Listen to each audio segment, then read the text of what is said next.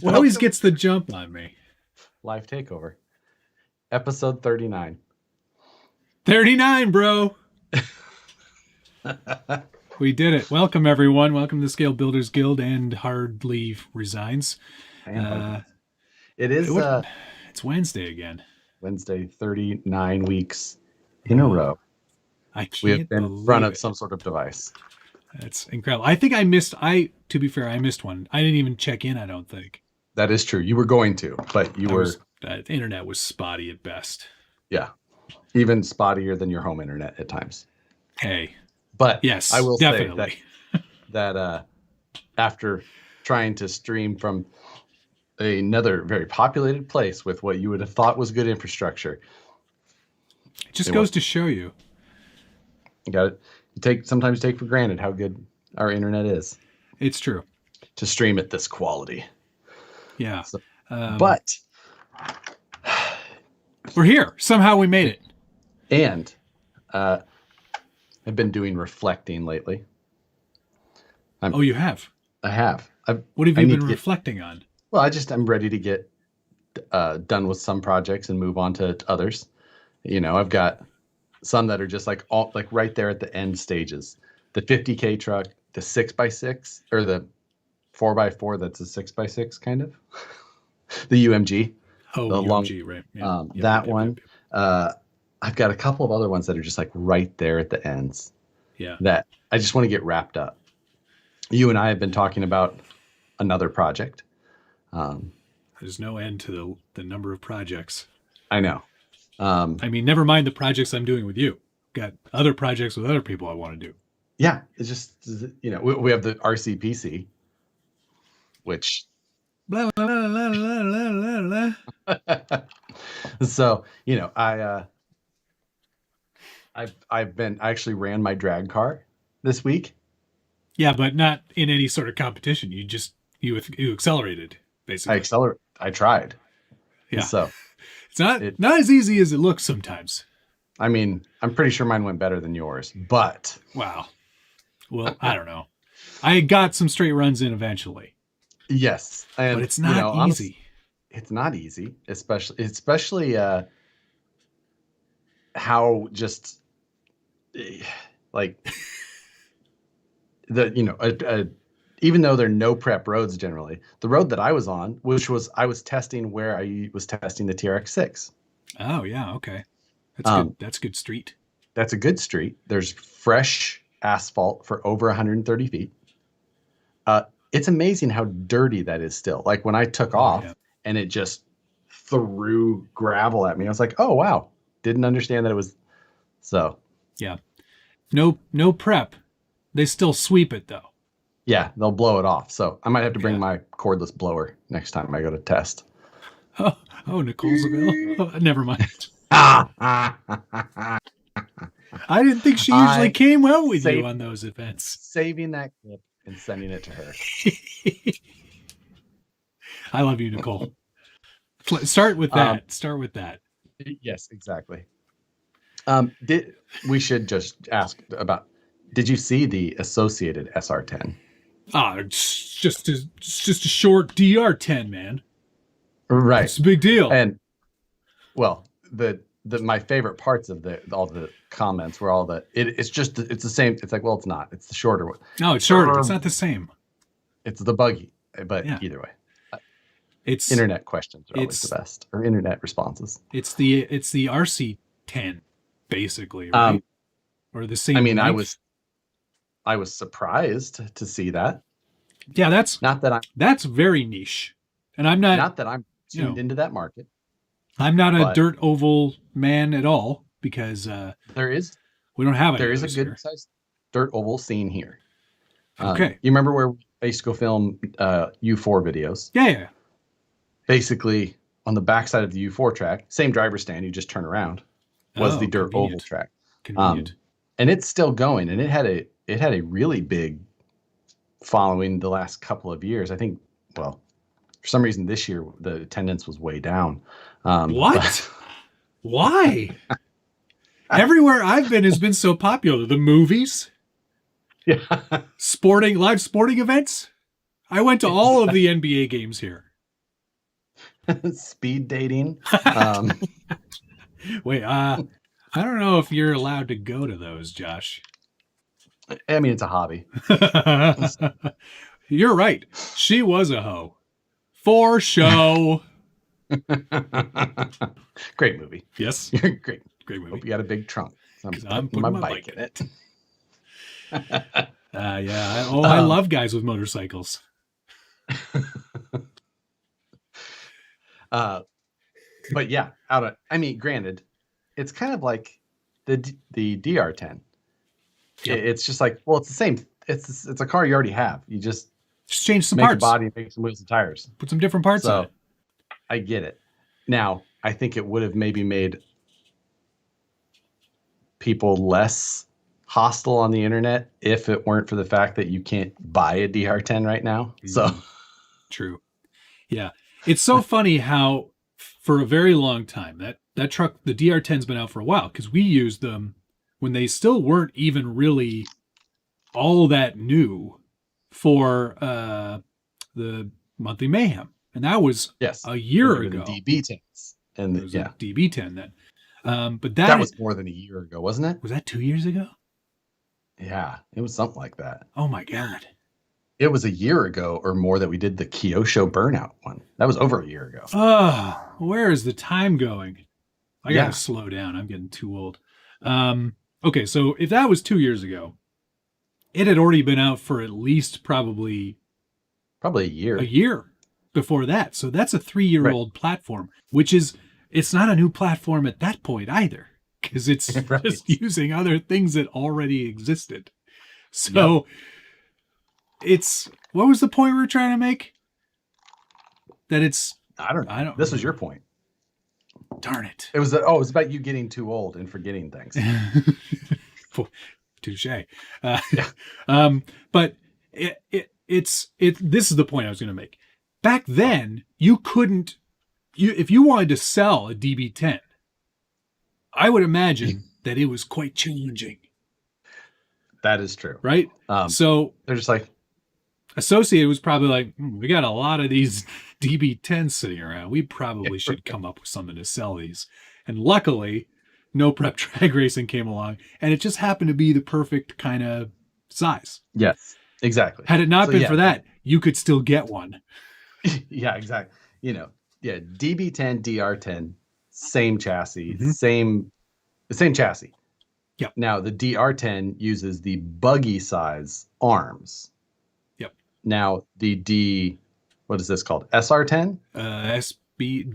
SR10, yeah. SR10. It uses the buggy size chassis, and I don't know what size arms. But probably buggy arms too. Yeah, probably. I think it's made arms. Buggy class of dirt oval. Right. Which I know nothing about. There you go. I'm not so familiar with that scene, the oval scene, but it looks so scale. Sorry, that's for someone else.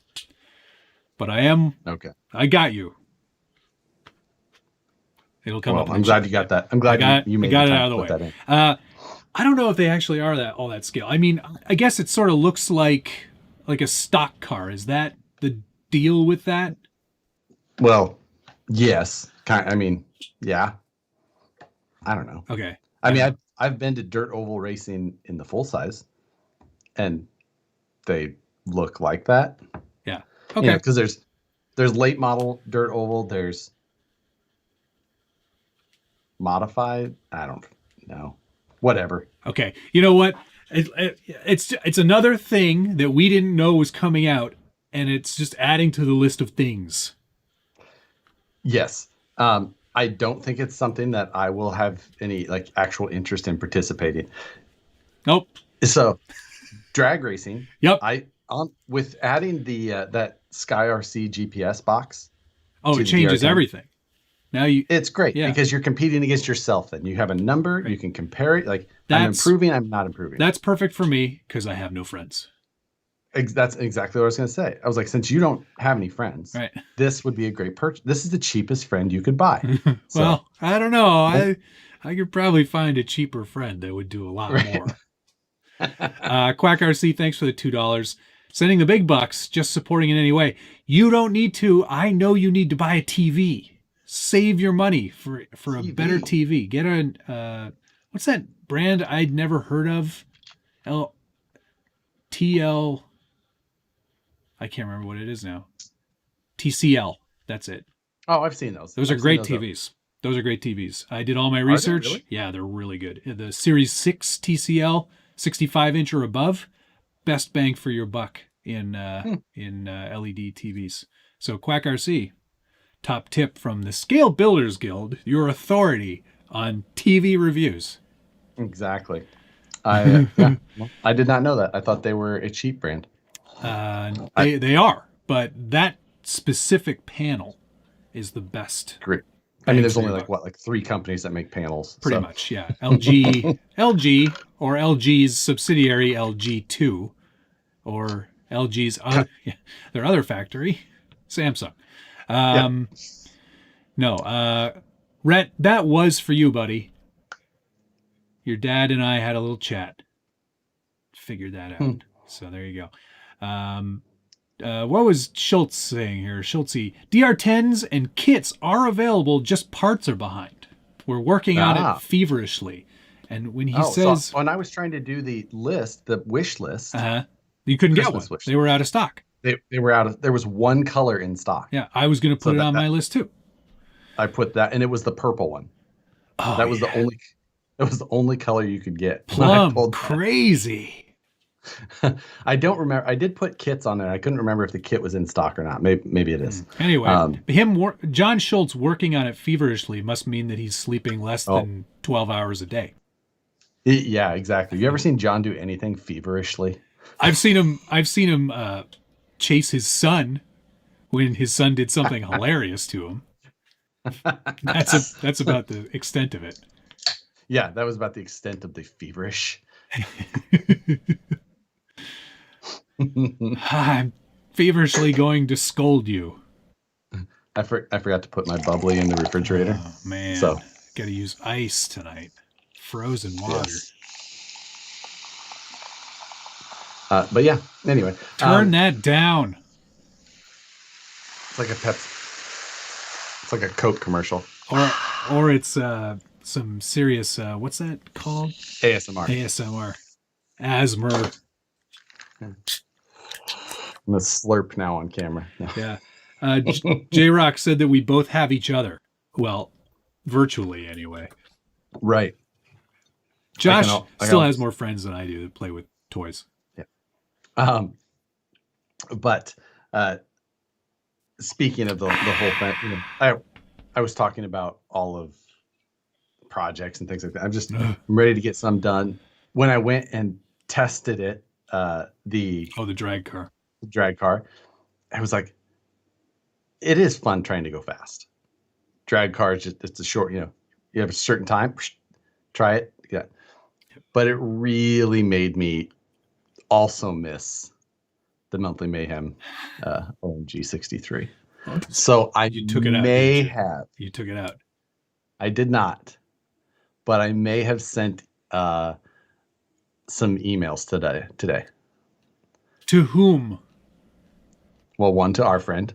Okay, excellent. I haven't heard anything back from him in some time. I might add. He got back to me quickly. So good news there. Minutes. What? Winners get emails. Oh, ouch. I wonder if my emails probably aren't going through. I'll double check. Oh, that's probably it. Yeah. That's probably. Could you mention me when you talk to him again? Just say that I say hi. Yeah. Hey, Mark Cargill. Thank you. As usual, bubblies are on me tonight. Aw, that's nice. Cheers, Mark. I appreciate it. That's very kind. Hey, Lone Star RC Guy, $4.99. Thank you very much. I look forward to the stream every week. Well, I'm sorry. You guys are awesome. Thank you. You're awesome. Thank you very much for watching. It's what makes this show good. Yes, the people comments. actually watch in the comments. Yeah. People People watching makes it good. Yeah. People contributing to the chat makes it better. What are y'all drinking? We're both drinking the exact same. I'm done my bubbly now. I was having orange. Now I'm having some Blood Brothers. The Inner Eye. It's a pale ale. Oh, that's a cool can. Yeah, I like it. It's a local brew. They're literally right around the corner for me. And they're called Lone Star? No, they're called Blood Brothers. Oh, Where'd you get why Lone did I just Star? read? Oh, Because he gave you money too. Lone Star RC guy. I had him in my head. I was like, why is it text? Thank you, Lone Star RC. I appreciate it. I was reading too, talking to you, reading hit. Lots of stuff coming through. Lots of shit.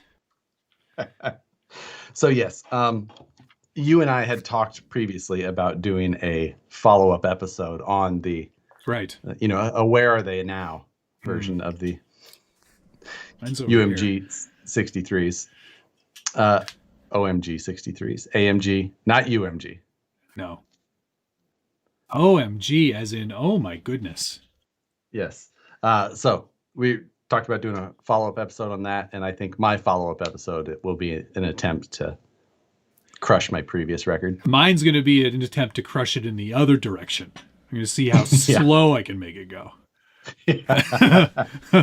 That's crazy. He got back to you so fast. Darn it. Yeah. I'm going to. I'm calling him. Thank you much. It's pretty clear that bubbly is a part of your image. That being said. Yeah, Josh, if you're going to have sponsored content on this channel, you really ought to just mention it in the bottom. Exactly. Right. That being said, could they be a business expense? Free drinks. Hey, right off my bubbly water. Yes. Just saying. It's an entertainment expense. Apparently, we're great tonight. Thanks, Ed. I should check the spam even folder. Better. Schultz, thanks for the. Schultz is sending me a screenshot showing that DR10s are in stock. Now he's sending me on Team Associated, right? Combo. He's sending me of the battery charger combo, which I was not looking at before. No, but we'll see. I don't look at combos. I'll give it to him as on a technicality. So that's really interesting. So you sent an email to our friend, and he got right back to you. What did he say? Yep. Can't wait to see what you do next. Well, I sent an email saying I was in need of more power. More power, baby. Exactly. And he said that he would take care of it. So, more power. Boom. That's great news. On the way. That's fantastic. 6S, 8S, who knows? We'll see. Put the 8S from the X-Max in there. Well, yeah, I think I'm either looking X01 motor or X-Max motor. Oh, God. We'll see what's available. I don't think there's enough road for the X01 motor. Oh, I think you're incorrect, sir. Well, where you're going, you won't need a road. Brian Harrison, appreciate it. Do y'all have an opinion on the associated CR12? The Thunder Tiger branded version of the chassis with the Hilux body can be had for $79. Wow. So I had the original CR12. So did I. And for me, it's kind of a little small. It wasn't something I really felt myself building off of. But same. I gave it to Brandon's son, John, who is 3 now, but he's had it since he was probably 2 or only just, or only not even. And that kid probably put, I don't know, 200 battery cycles through that chassis. John Schultz, has sent me a replacement receiver, a replacement actual transmitter for it, because he'd get something wet or whatever. But that truck has handled just everything. Yeah, you can beat on those. That's what I was going to say. It's super reliable. Not a lot of aftermarket, like no aftermarket support. But if you're looking for something value-based to give to a child that, to get started in hobby grade RC, I can't really go wrong with the CR12. I like the look of it too, if I'm honest. I'm actually going for $79. That is a great deal. I might actually find that one because I have a truck over there that I want to use it with, which is the WPL D12, the little K truck. Yeah. And it actually works. The wheelbase is just a little long on the CR12, but that rear fender can just be scooted back. Boom, Bob's your uncle. Yep. Then you get a nice actual capable. Yeah. Didn't Chino already do something with his? He did with that chassis because he had messaged me about something, and I said, you know what you should try? You should buy this one. I knew the wheel bit, and he did it. Yep. And it worked out perfectly. Of course he so did. he was the guinea pig for my great idea. And executed perfectly as Chino normally does. Awesome. That's great. Brent Quack Hefner, RC thanks for over the here. $3. Quack RC says, shh, we got the TV. I have enough to support. Son of a bitch. Well, I wonder what TV he bought. I know, because you did not get your TV yet. No, I have to buy an oven.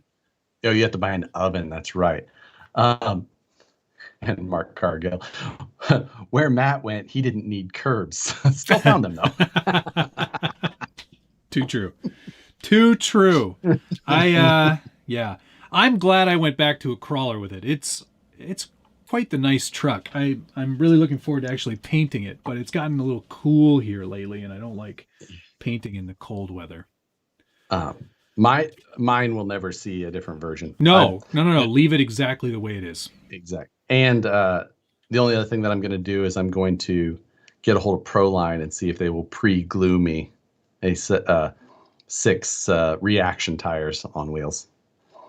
Ask them to make sure they can't do. mount mine backwards. I was going to say, make sure they do 3 of them the opposite direction.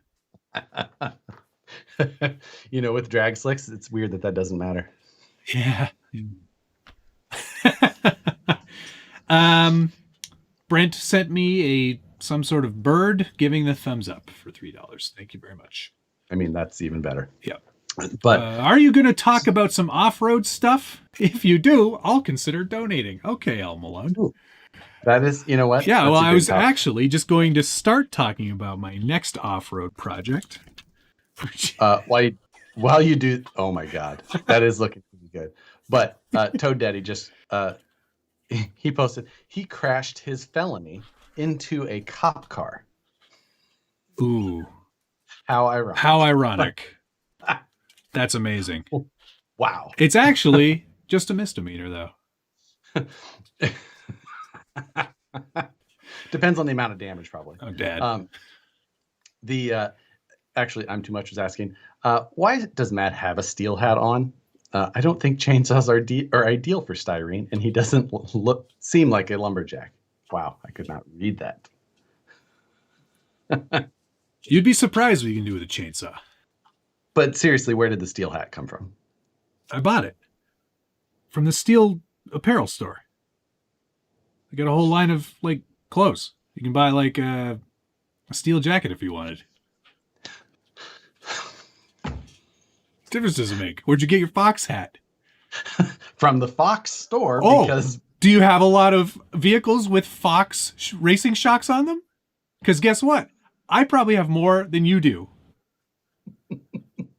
That's not the same. How's it not the same? Oh, I like Fox shocks. That's cool. I like chainsaws. What difference does it make?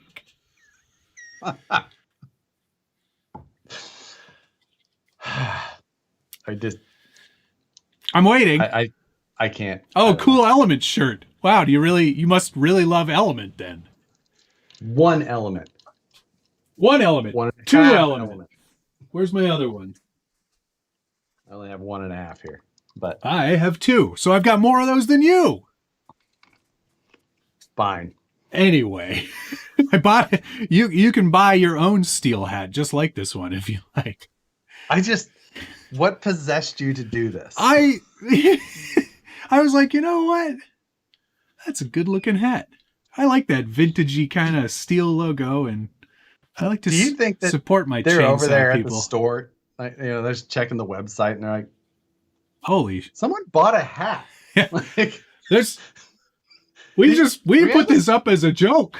I didn't know people were going to buy this stuff. Left from the Christmas party last year. You should see all the stuff they have. They got a big selection of very good quality gear. Anyway, I should have worn my donut hat. Yeah, you're right, Rhett. I'm getting some serious dislike of the steel chainsaw hat. I like the hat. I like the camo pattern. The color is great. I just the ironic clothing like an ironic clothing choice is not a far reach from your typical, misspelled army. Yeah, or it plays pretty well with this brand. Okay. Right, exactly. That so. Michael Lenheiser mentioned that you still wear Crocs, so your fashion advice is void. I have never once had a set of Crocs on my feet. No? So why do they think you wear them all the time? Probably because I've been so adamantly against them. Just right. Exactly. Right. Fox. Dana Surratt said Fox is common for city slickers. Steel/Husqvarna are almost wedding apparel in the countryland. Brazen, I prefer snapbacks, so they can be whatever size I want. You would wear snapbacks. Fitted hats hurt my giant forehead. They do. See, I have a lot of fitted hats, but I never. The circumference of my head. It's perfect. Doesn't work with snapbacks. It's just on the last two, and they get that stupid. Oh man, you've got a ginormous melon. Yeah, I do. Blech. So you have to find a good flex fit or a fitted hat that's nice and deep. There you go. Flex fit's all right. I like those. Does Steel make a tactical hit bag? Is that in their apparel store? Let me check. I'll just check real quick. Steel. Called like apparel. A blade pouch or something. Yeah. You just put all your chainsaw chains in there. That is one thing. Moving to the West Coast, finding large size hats much easier out here. And it's not because people out here have bigger heads. It's just out here people like to tuck their ears inside of their hats for some reason. Yeah, I've seen that. So I'm like, hey, works out awesome. Okay, just here's a quick smattering of some of this is just the accessories page. You can get a steel 16-ounce tumbler. You can get a toy chainsaw. You can get patches. You can get a counter stool. You can get a mask. You can get a steel garden gnome for your garden. Does the garden gnome have a chainsaw? Of course he does. Okay. Then I'll take it. You can get... I'll order you one. Indoor-outdoor thermometer. Keychain. Box cutter. Oh, I see that Jack's finger blade is going to get a bit of competition. You can get a floaty keychain. They have a two-tone camo knife, which I almost bought because I needed a good knife replacement. There's a steel hitch cover. God, there's so many things. No fanny pack. I mean, tactical hip bag. Right. Did I say suspenders already? They were implied. Okay. All right. Enough of that. But yes, chainsaws. Yeah. Huh. No. All right. Someone was giving me suggestions. STL Sunday, better do a chainsaw. And then think you better. Someone made the architect here made the jump from the STIHL Sunday, Steel Sunday. Get it? It's a good leap. I like it. Work well in the title. That's good. That's because our Seeing Around America said regarding your head sizes out there, it's that everybody out there has inflated heads. Oof. He must not be from California. Right. The toy chainsaw is like a child's toy sized, J-Rock. So like, The Travis Gilmore saying a gnome is as close to a garden as Josh will get. Yeah, not much of a landscaper over here. No, I've got some garden space, but it's mostly filled up with fake rugs that I made. See, I'm kind of on board with that. Yeah, I think that's the best use of a garden. It's perfect. I would pave it all. Perfect for SCX 24s. Hey, what do you know? The big trucks, not so much of a challenge. Right. The The El Malone wanted to know if I use guns. No, not much of a gun guy. Nothing against them. uh, Used well, responsibly. you don't have a whole lot of options in the frozen. You're allowed to own guns. You're allowed to buy. Are you? Yeah, of course. You're allowed to buy guns. You can have. You can get a specialized license for a handgun. Although it is a lot more difficult. But hunting rifles, shotguns, stuff like that, no problem. Bow and arrow, crossbow. I've always wanted. Crossbows. That's one thing I've always wanted is a crossbow. Because they are fun. I think I agree. I think what I like about it is that you know, if you have a lot of arrows, you're pretty much set because you can just use them again. It's not like with like a totally. not like and then you're like, oh, let me go collect all of those, pick them up, put them back in the thing. So, if I were to have something, it would be a crossbow. I think that would be kick ass. You know what? I figured you for a bow and arrow person. Yeah. So last night I started to print for my scale Bridgeport mill. Oh yeah, how'd that go so far? Well, I woke up this morning and there was a misfeed on my crumbs filament spool, and it pulled the filament spool off of the holder and sucked it all the way up against the actual. So I walked in and it's just like hanging on the side. I'm like, how is that even possible? Don't you just hate that though? That's the one thing about filament that makes me crazy is like, well, like, how did you spool it wrong? At what point did they go, oh, oops, I don't know. I normally have such good luck with Hatchbox filament spooling well. But this roll, I'm ready. It's probably a third of the way through it. I'm ready to just throw it away. Oh, but you know what you can do, right? There's a way to fix it. You can fix a misspool. Unspool it all off and then just do it by hand? Not the whole thing. It just, you go to where the kink is, and then there's a whole video on the internet. You can find it. I spooled off a bunch of it. Oh, but see, that's the thing. You can't just cut it and hope for the best. You got to actually find the kink. It seems that it was. All right. You just throw it away, whatever. I'm about to. Our Seeing Around America said, we all know your guns up north are just painted Nerf guns. Yeah. What the heck? It's shooting out the foam arrows again. It's possible. The crossbow goes well with your... Smoking Ray said, the crossbow goes well with your buckskin pants. Sounds like... Oh, it's getting worse or better. I don't know. Bald and Beautiful said, Matt's going to be running around the woods in his loincloth and with his crossbow. I mean, I wasn't going to get, I try and keep most of that, my opinions on fire, on that type of stuff off of YouTube, because I am a bit of an enthusiast in the area, but I keep it pretty quiet. But on the guns, I see. Yeah, that's fine. Honestly, I have no problem with guns. I think that they've got their place, and certainly when it comes to hunting, it's a good way to do it. I mean, I grew up in the Midwest. Yeah, everyone did it. I could walk out of the house when I was 9, like holding one, be like, I'll be back for dinner. I'm like, okay. Yeah, that's just how it is, right? It's totally acceptable, and you'd be surprised at how acceptable it is up here too. I don't own a gun, just something I don't really have a need for in where I live. Not a lot of right. Not a lot of wild animals. Yeah. Now, there's a lot of extra large trophy RC trophy trucks.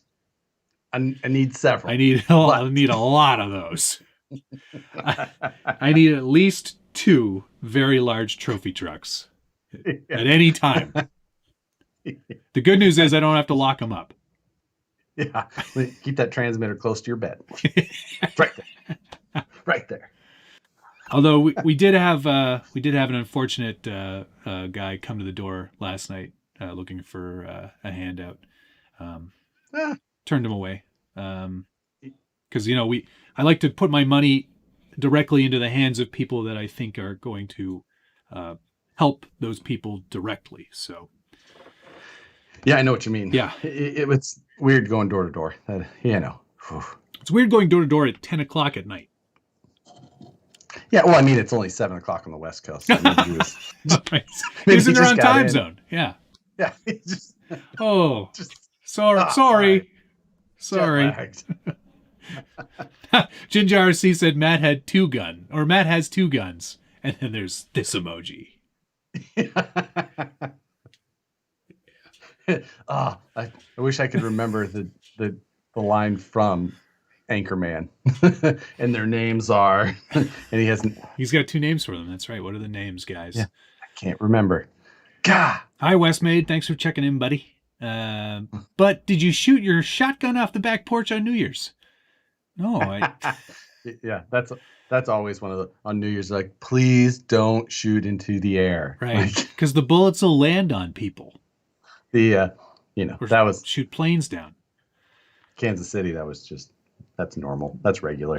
Every year. Josh meant he is a loincloth enthusiast. That's the enthusiast. You like to keep that part quiet. I understand. Makes a lot more sense now.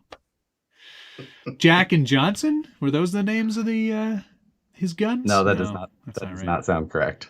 I'm disappointed in you, Matt. I thought Canadians were nicer than that. What did I say that wasn't nice? Oh, the guy. No, honestly, I made a big donation to the Daily Bread Food Bank this morning as part of my Christmas giving. Rather than get presents for my brother-in-law and his family, that's what we decided we were going to do this year. You bought a star in their name? I just sent money to people. Is that what you do? Buy a star in their name, or an acre of land on the moon. Right. Those type of gifts. Right, okay. Jam of the month club. Yeah. I got them meat of the month. Yeah, that you mean. It's not bad. I mean, pretty good present. I've had worse gifts. Okay, Bobby Morphine with the comment of the night. I'll wait until you're done swallowing there. What's all this about a Lloyd cloth? Lloyd cloth. Oh, someone needs to make that Photoshop. Just the front of that truck wearing a big leather loin cloth. No, I'm thinking Tarzan with a Lloyd over. Vidyo, get on it. Yeah. What are you doing tonight, Vidyo? Hurry up. You can Photoshop that together. I've seen your stories. Josh, the comments are cutting deep tonight. Ginger RC, Josh role plays Naked and Afraid on the weekend. It's a Nature Boy version of LARPing.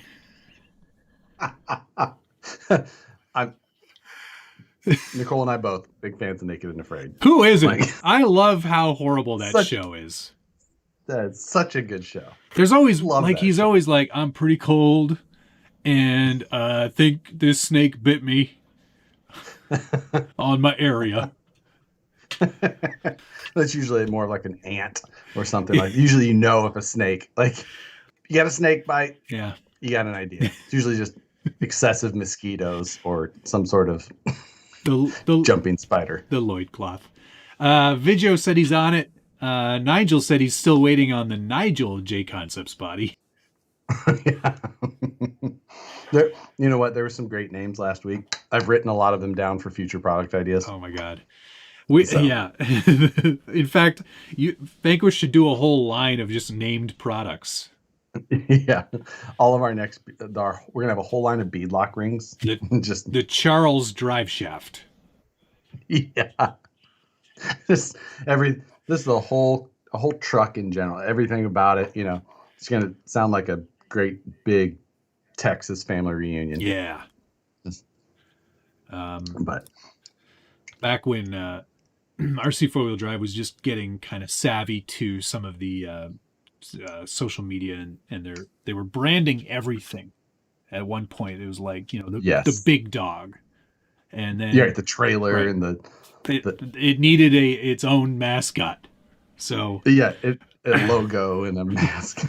and like, hey, I don't know how many of these trailers we're going to sell, but I bet you will sell a ton of these plush big dogs, which were ironically quite small. But there was a time when Richard and I, we would, pardon my noob, Turks and Jerps, we would send each other fake promotional graphics for their new products. So we had a whole line of like, I think we actually did one that was like, it was a tow rope, but it had its own like logo of like a bull or something. And then we had, I mean, that's actually somebody's actual product line. right. No, I know. Bull rope RC. Yeah. It makes excellent tow ropes. But maybe it wasn't a bull. Good recovery. Thank you. Yeah, no. Yeah. Maybe it wasn't a bull, but it was something that was like, I think it was like big, strong muscle arms, like pulling on a rope, like they were doing tug of war. We did all kinds. There was a shark one for, or maybe that was a real one too, for one of their land anchors. It was like the land shark anchor or something. I don't know. Anyway, tangent galore. Hey, you guys want to talk about tiny trucks now? Yeah. Why don't we do that? What's the show all about? Well, I mean, I have too many projects and too many vehicles. Samesies. So, Dana, Surrett, if you're still on here, your Trail King ships out tomorrow. Wait, which Trail King? Kyosho one. Really? Yeah, I still have the Blizzard. I'm not getting rid of the one with the snowplow on it.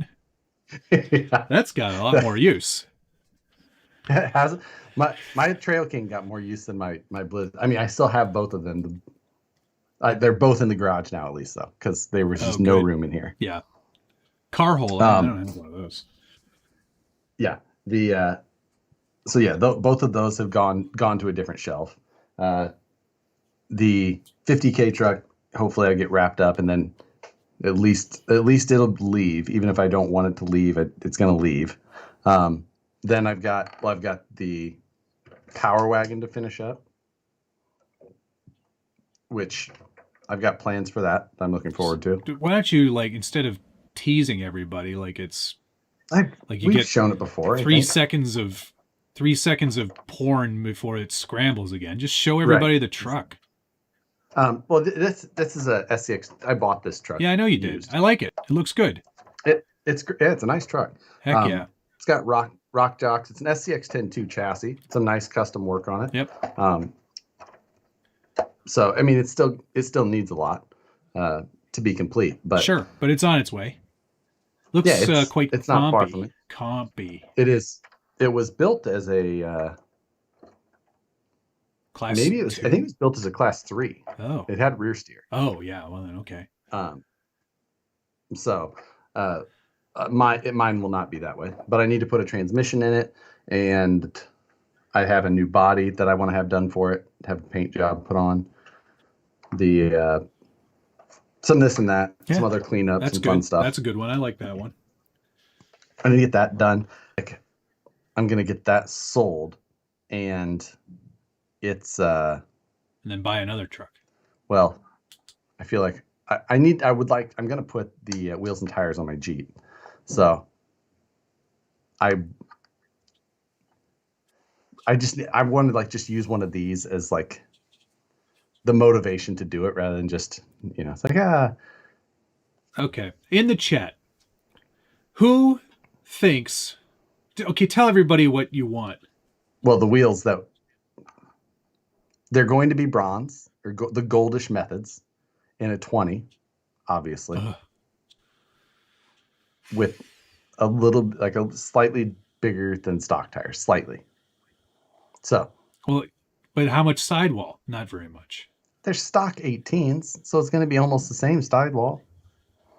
It's going to look so weird. It's not. 20s just look normal. No. Yes, they do. Maybe on your glorified Sahara. Uh-huh. So they're going to Got a look great. mom Jeep. 20s. Unbelievable.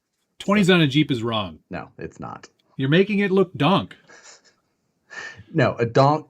You can't look donk if you're not running at least a 26 on a vehicle. Yeah, like that. but on an off-road inspired truck like yours. 20s are the norm off-road now. No, they are not. I don't know where they you are think if you're running like actual on a trophy truck, maybe. No, which is huge. No, any competition crawlers, all run in 20s. You don't have a comp crawler. I'm not saying I do. I'm just saying like hardcore op 20.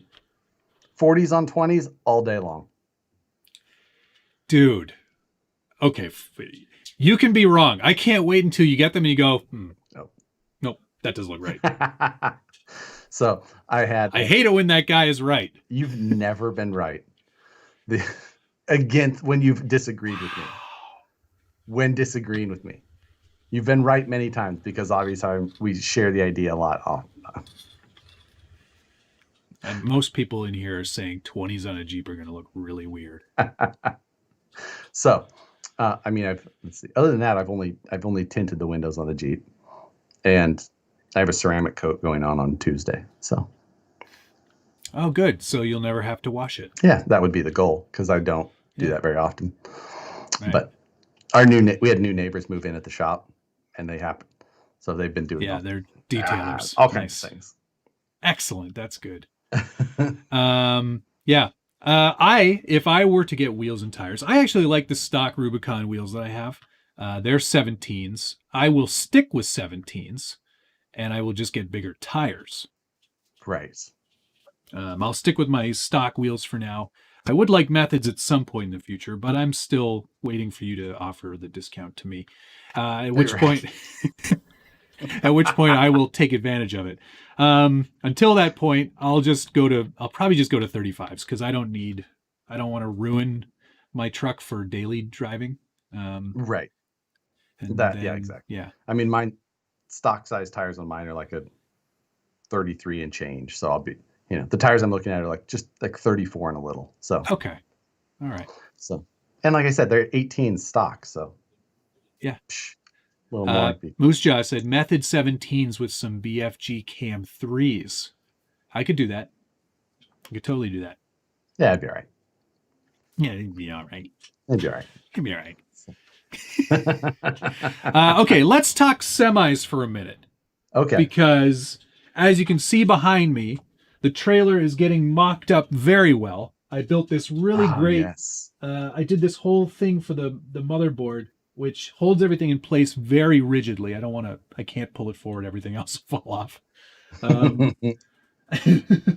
The AIO is all hard mounted in. I built my PSU mount, which I just 3D printed this sort of extra cage here, which mounts to the PSU, and then the PSU will, this whole assembly will get drilled and mounted to the actual subfloor of the trailer container. And then I just have to cut out a section of the trailer container for the plug, which I have a 90-degree plug. So it'll perfectly, oh God, I hope I did that right. It's 90 degrees the right way, right? Yeah, I literally just thought of that just now, and it is. It goes that way. That way. Otherwise, I'll be buying another cable. You had an uh-oh moment? Yeah, I had a slight uh-oh moment. And I think what I'm going to do is I'm probably, like, there's a fan here. I don't think these fans spin all that often. I think under, like, super heavy load it'll spin. I think they spin all the time. Oh, do they? I don't know. I'm making that up just to make you feel uncomfortable. Mm. Anyway, that's probably going to go like that right in there. So there's still enough airflow from the AIO over the rest of the components. Oh, yeah. And then I got this super long, this is the one I got. I got this premium PCI extender cable.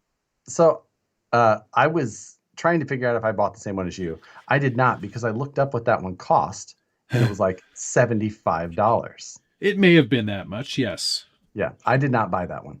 Right. Well, I go for quality first. Yeah.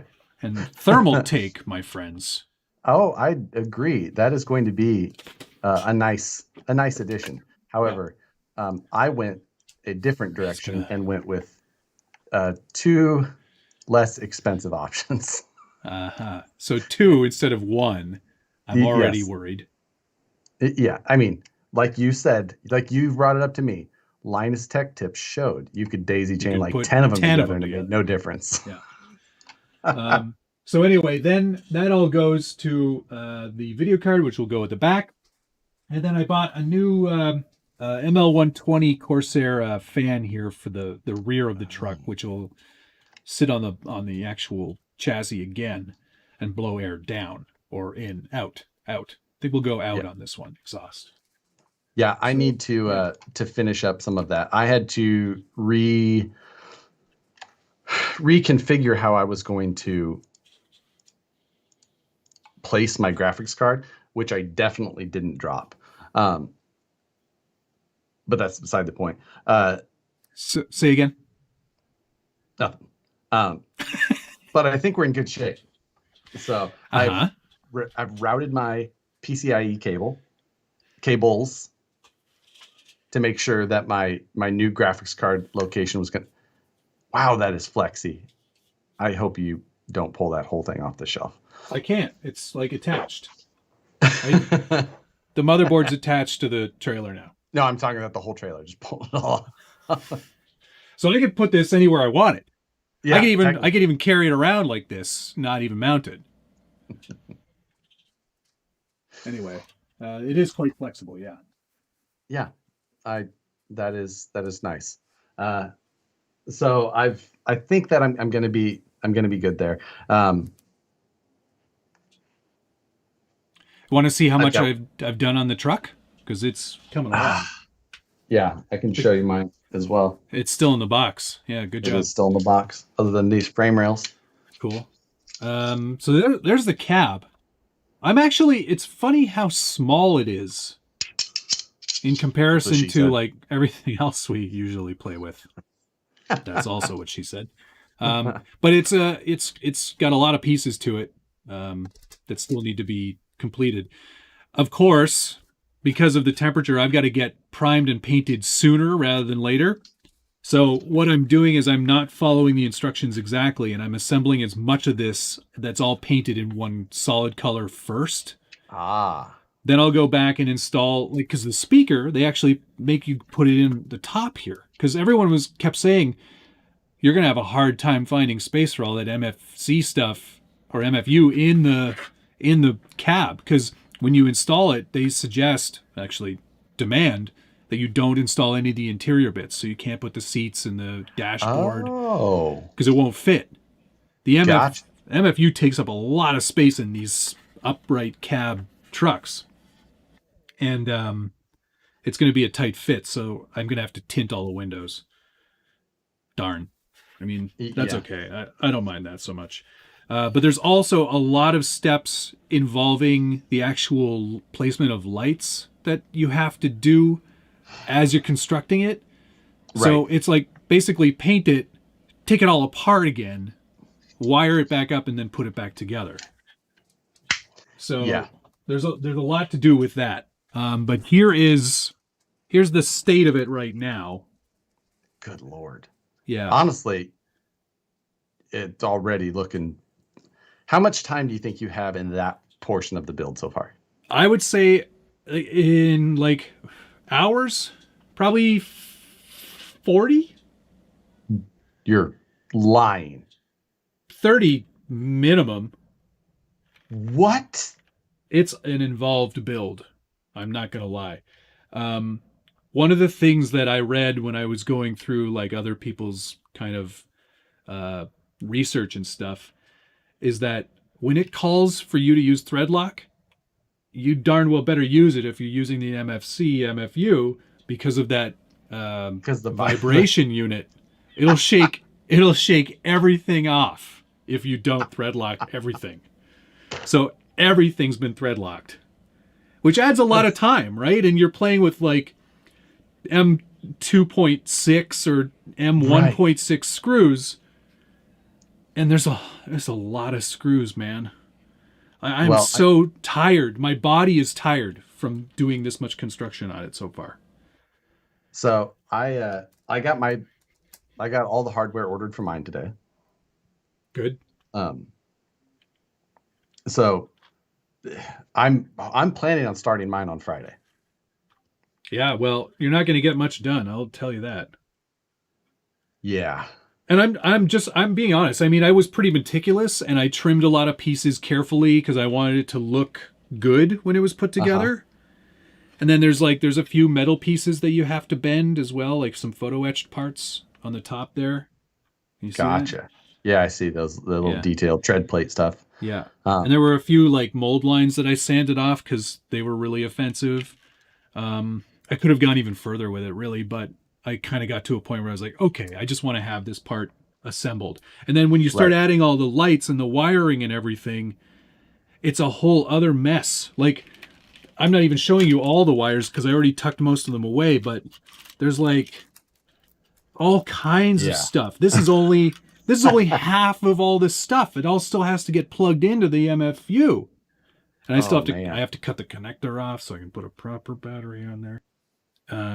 Yeah, it's crazy. I put a 55 can motor in it too. Oh, I should make sure that I have that. I mean, Yeah. if I can just get that 3-speed transmission done on the live build. That's like step 40. Well, I mean, You're just going to skip ahead? possibly. Like this. There's some really cool stuff too. Like with the MFU, there is a little switch for when you engage a trailer. It actually there's a switch on there, so it'll activate the nice noises for like clamping in. Like you get the clamping noise of a trailer going on and everything. It's sick. I mean, my cab is so much bigger than yours. It's not the size, Josh. I'm just so much chrome. I was trying to get some painting information from Matt this week about this truck, and he would not answer me. Are you talking to me? Yes. What questions were you asking? I must have missed it. Well, I was asking about, you were talking about things, colors and things like that you needed to paint. And I was trying to get some basic information on equipment that I was going to need. It's all in the manual right here. It's on page 1. 2. It's on page 2. Where is the manual? Oh God. He hasn't even opened the box yet. No, I have not. Do you see how good looking this box is? Yeah, mine's a complete mess now. I feel like I don't even want to get into it yet because I want to start filming it first. Anyway, there's a whole section right here that tells you what paint colors are like sort of required for the basic stuff, and then body color, they let you choose whatever you want. But it's all right here. And he goes, what, should I get some tiny brushes? I was like, you should have tiny brushes. I do not have to. I ordered tiny brushes just because you said you wouldn't even answer my question. You said, I wouldn't dignify that with a response because the question was so dumb. Yeah, I mean, it was a reasonable question. It was not a reasonable question. Not at all. I think it was a simple question. Bye, Wes. Thanks for checking in, buddy. Whether or not a Sharpie would work for an item. Yeah, no, and I said it would. I wouldn't recommend it. But whatever. You will definitely need X26. The hell is that transparent orange? Yeah, clear orange. Got it. All right. Excellent. Well, I ordered it. I haven't got it yet. But I only had to use it twice so far. It might have to get used again, but there's a little like speed indicator light on the sides, I guess. I think that's what they call those. Speed indicator. I don't know. It was in the manual. And then on the tail lights, it's a 3-piece tail light, so there's a red part and then a clear part and then an orange. The red part comes red, right? Yeah. Okay. At least on mine it did. I didn't order the red. At least on mine it did. Right. Maybe on yours it won't. You also have to, like when you're building the light kit, all the lights are pre-coded by colors on the wires. Yeah. And then to make it easier on yourself, where'd it go? Hang on. To make it easier on yourself, they also include this set of decals that codes all of those lights. So when you start wiring everything, you know what place all those lights go in. Crap. The good news is that I have servos. Great. Good start. I couldn't remember if I had some. I mean, yeah. Yeah. Cody Vandenberg said, tiny brushes don't mean half-inch, Josh. Let me. I looked them up on AMA and I was like, all right, brushes. And then I was like, wait, how many do you get for $40? It's like these are so small. Like this. Well, you got to paint some tiny stuff, man. Oh yeah, that's right. I asked if I could just kind of pour some in there and just wiggle it around. Right. Why even bother pouring it out? Just dip the whole piece in. Well, Josh, one side has to remain clear and free of paint. The other side does get painted. Wait, why? Why does one have to not have paint? You don't want cruddy. You want cruddiness on the outside. Go ahead. Do whatever you want. Isn't it cute the size of frame rails they suggest to use in this? They're so short. Well, I mean, my truck is quite short. Oh, your truck, ridiculously short. Yeah, but it's going to look nice with the trailer, I think. Right. Yeah. I am going to black out these wheels. That's for sure. Are you going to be able to get yours on your bench? No, not in one piece. No. You're going to have it behind you. Probably. Here it is. These are the parts. I'm wondering if I'll be able to get mine on this bench. Oh, you definitely will. You've got a lot more length than 59.5 inches is what this desk How many is. squares is that? Yeah, exactly. Because I've only got about 42 squares. I would like to correct you and say that the transmission starts on step 20. Maybe for your build. I mean, the Night Hauler. Is that what you got? The Night Hauler? King Hauler. Sorry. That's one of their first ones. So it's pretty basic. Right. So it's been a long time since I built a Tamiya 3-speed. There's nothing to it. No, I mean, they don't. It's not what you'd call a compact unit. Oh no, right? There's lots of room to look around, and there's a ton of room in there. I bet you I could fit all of the parts for an axial 3-gear transmission inside of there. While it's assembled, yeah, definitely. You could probably get all the parts for a VS410 transmission in there too. Might have to shred some of them a little bit, but so black chrome wheels. Yes, that's a good idea, YSU. Thank you. I am thinking about blacking out all of the chrome on mine. Yeah, well, I'm definitely blacking out the chrome wheels. Definitely. I'm probably going to leave the wheels chrome, but what? Yeah, you're blacking out all the chrome, but you're leaving the wheels chrome. Wheels don't count. Fuel tanks, stacks, even my much larger, Ew, is all that stuff chrome on yours? Gross. Yeah. I got no chrome. I got the only thing chrome are the wheels and the horns. That's it. Yeah. That's good. No, I'm so happy. I mean, the stock little baby versions of exhaust stacks are chrome. Oh, look at those things. They're adorable. Now, the ones that will be on here will be as long as Matt's frame rails. Yeah, and 4 inches in diameter.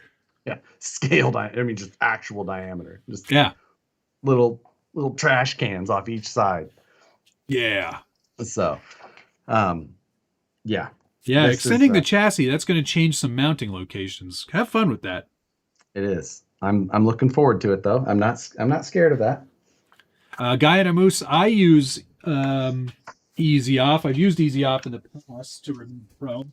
I've got Zep commercial chrome remover. Oh. Well, heavy heavy duty duty oven and grill and cleaner. grill That does not cleaner. say chrome. Doesn't say anything about chrome on here, but Wait, now why are you going to remove it? Why don't you just paint it? because if you want paint to Honest stick question. to it, it sticks a lot better if there's no chrome on there. Sticks better, or just, I mean, so it means it still sticks. So right? yes, it'll still stick, Josh, but Okay. removing it is easier Easier or to get a better finish. Yeah. Hmm. I like it. Moose Jaw, what are you doing on Friday? Oh my God. Joe's busy enough, okay? Hey, tell him to stop spending money on RC stuff and just get that Gladiator, for crying out loud. Listen, give the kids some extra homework and then just make them watch a movie. Can you do that on Zoom? Like, hey, I think today you we're can having do a just movie about day. anything. Yeah. All right, we're playing Gladiator tonight. Yeah. Tonight's homework. Do you like movies about gladiators? You ever seen a grown man? You've ever been to a men's change room? Yeah. Perry G says Josh will have peeling paint by the end of this build. Mark my words. Yeah, you definitely want to strip the chrome off. I'm telling you. Really? You have to do. Just peel That's it off. gonna make so many more all you got to do. steps. All you got to do is get a fingernail under it, or just on the edge, and you can peel it right off. You don't even need the oven cleaner. I don't believe that for a second. Okay. What if I just put them in my sandblast cabinet at work? I mean, I've got the automated sandblaster. I can just drop the parts in, hit the button, walk away. It'll get all sides. You're correct, Dana. Josh has never built a static model before either. Oh, I have. Have you? I have one here. Do you now? I do. Because usually most people strip the chrome off of that stuff too. Oh, I think you. Do you have the ability to entertain people for? Are you not entertained? For 45 seconds. Because is this not why you are here? Spaniard. So I think that stripping chrome off is the right thing to do, especially if you're going to paint these a different color. It'll just, no matter what primer you use, it's always going to scrape off. So paint the chrome and wait, it will lift. Absolutely. Very funny. Chrome chips under the fingernails. Ouch. Dana, no joke. His truck is still in the box completely. I'm so far ahead, and this isn't even a challenge that is winnable. But anyway, I'm glad that I'm doing it the right way. He can muss about and use his 3-inch chip brush to paint it. I don't care. Doesn't make a difference. What was I going to say? There was something I was going to say, but I forgot. Josh usually, despite the fact that he kind of goes in with this sort of haphazard sort of approach to the actual design and finishing and painting and such of the vehicles, he always tends to make them look pretty good. The OMG truck turned out really good. If it was only just stickers, it still looked amazing. He always figures out a way to make it good. Oh, he couldn't find it. I remember, I think I might have thrown it away when I was cleaning the garage a couple weeks ago. But okay. Here's a model, because I have one. Of course I do. It's a little dusty. But I de-chromed these wheels and then painted them again. Because chrome doesn't look right at this scale. It looks weird. It's too shiny. You got to strip it. I don't know. I've built a lot of models. You won't be able to. You say I don't know because you mean I don't know if I'm going to have time. For what? To strip it. You're like, I don't want to go through that extra process. I'm just going to slap some paint on it and be done. The reason that I'm saying it is because of you are an ass. Hi, Nicole. I asked Nicole she would pour me a small glass of wine.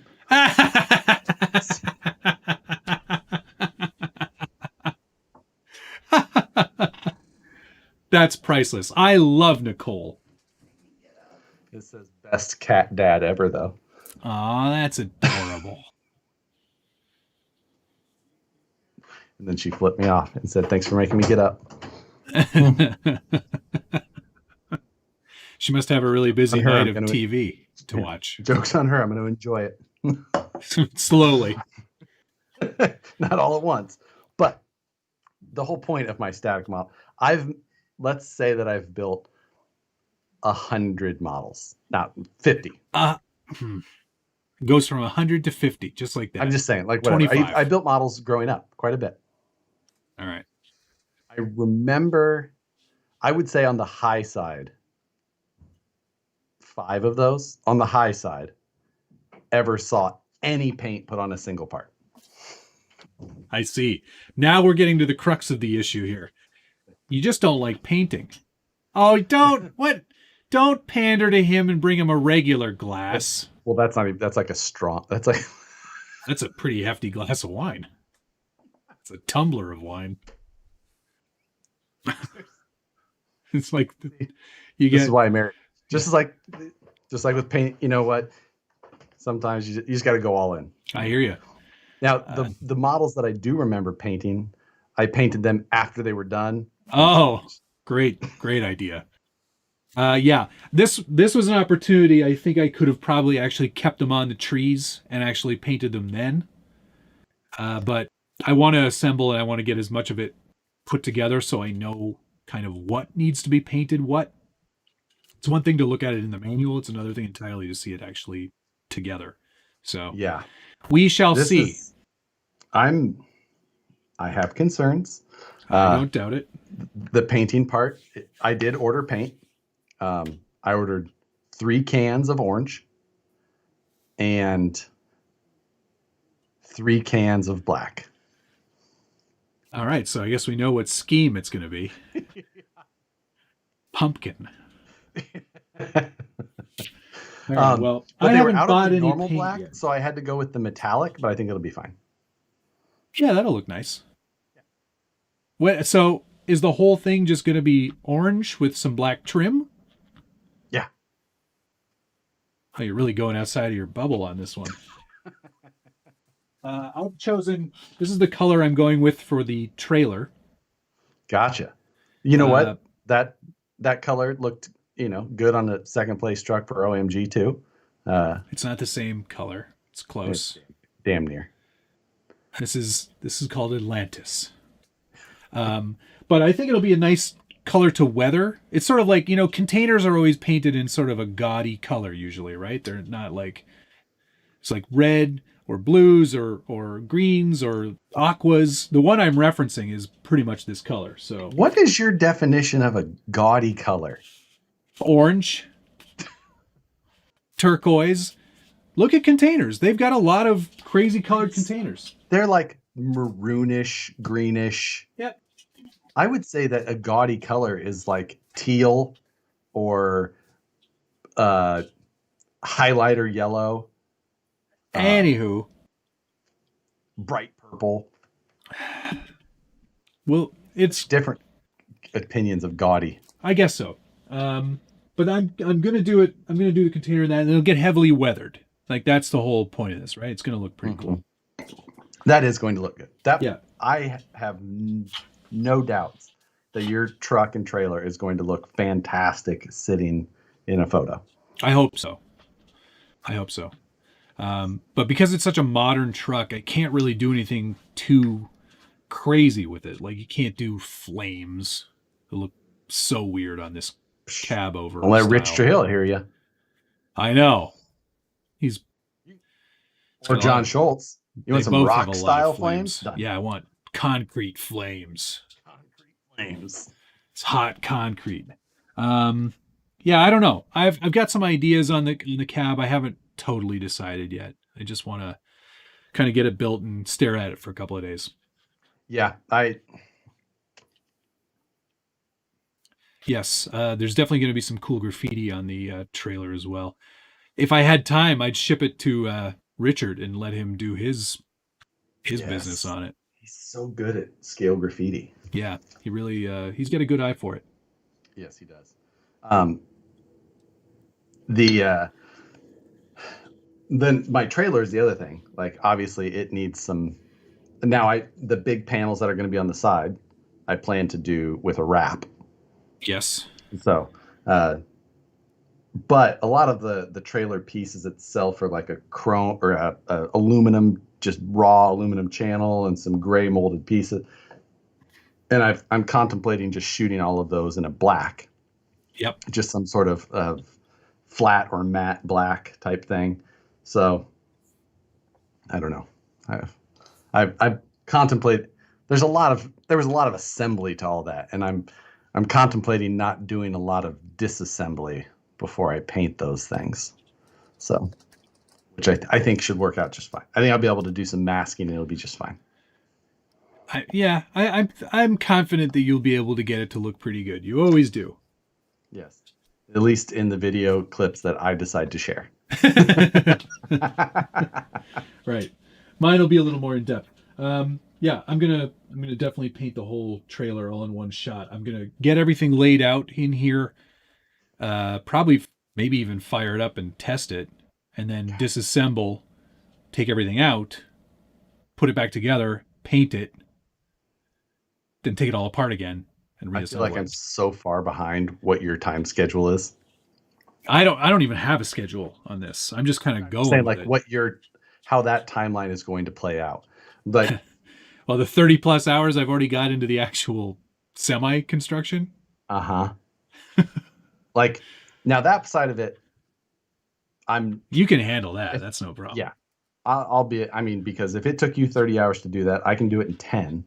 And just because of my experience level and speed. And well, I would call it efficiency, but there's this triangle. I don't know if you've ever seen it, but it's got fast, good, and cheap at any of the three corners, and you can only ever have two.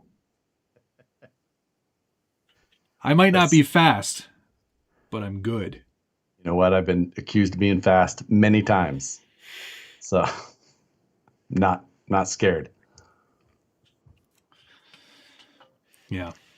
Anyway, this is still proving to be a very fun project, and I cannot thank Tamia and our friends at EVGA enough for helping us put this together. I can thank them a lot too, but I still refuse to use their pronunciation of the name. Tamia. So. Yeah, I'm just kind of looking this over, and it's that's weird. My chat has completely frozen like 10 minutes ago. Oh, you've probably missed all kinds of donations too. I apologize for that, and I just realized that nothing was updating, and there we go. Hey, look at that. It's definitely not anything like what I saw before. I apologize for everything that I saw. Pumpkin Hater. All right. Tiger King Hauler. Oh, that's fantastic. God, I'm going to have to go back and see. Somebody actually suggested on last night's show that you should have the Tiger King painted on the back doors of the trailer. I feel like I'm going to be able to make that happen. Since I'm doing a wrap, I'll be able to take that and so that's I apologize to everybody for missing all of the comments, but I kind of wish that I was doing a wrap, because I would do the Polar Express woman in a fur bikini with a white tiger on a chain, just kind of looking seductively at you as you're riding the ride that goes in reverse. Do you want to go faster? Oh, I remember that. How can you forget that ride? You remember that. So I finished my tiny glass of wine. Oh.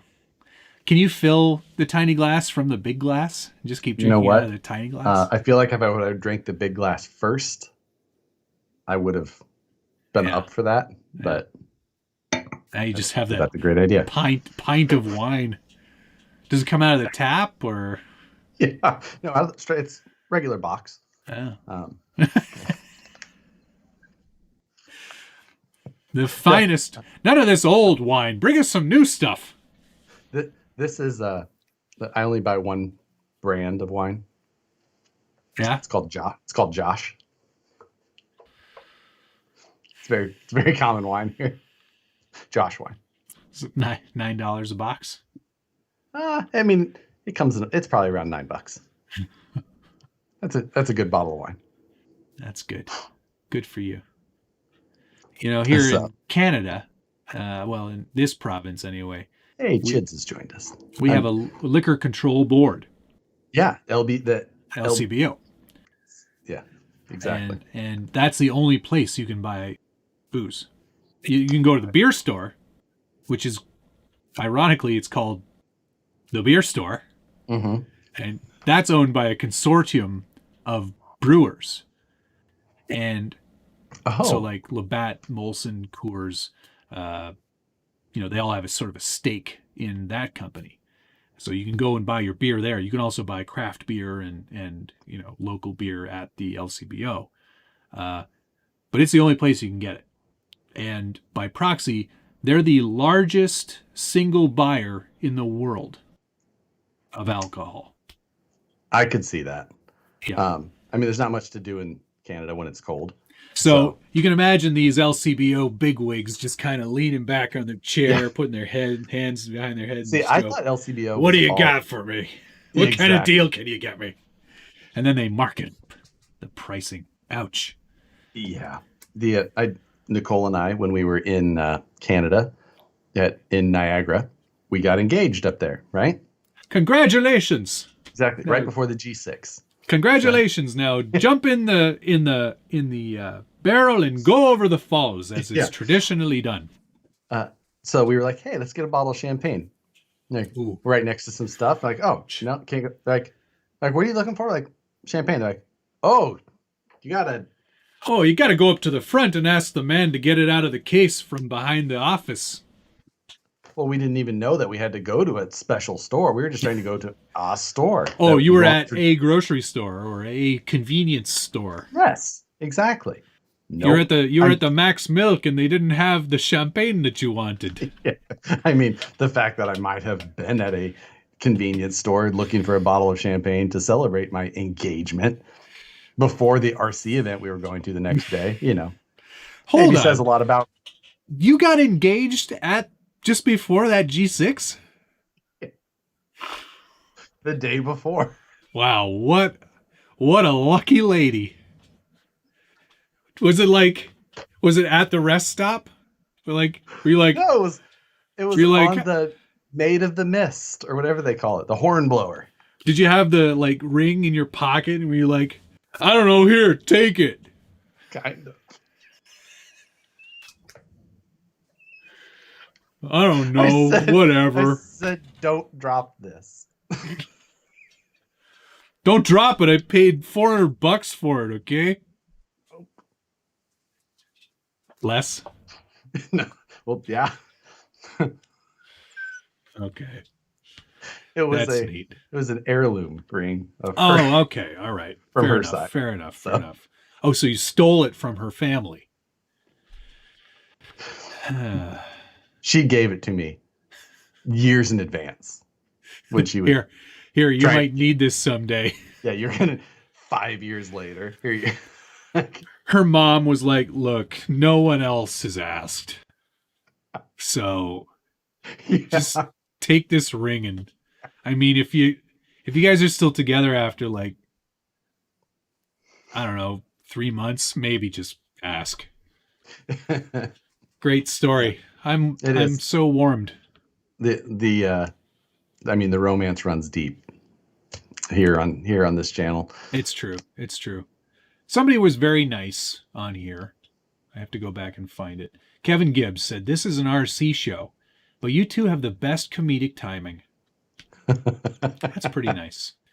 I'm going to answer some questions here because I feel like all we've been doing is razzing at each other. Scale Builders Guild, do you think the Axial Gladiator is a good crawler or no? Is it just average? I have one and it broke. Just curious what other people think of it. So here's the thing. I love the look of the Gladiator and I like the basic construction of the SCX-10 III. But somebody else asked a similar question on one of my Gladiator Ultimate Gladiator truck build videos. They were like, this thing can't crawl. It's too top heavy. It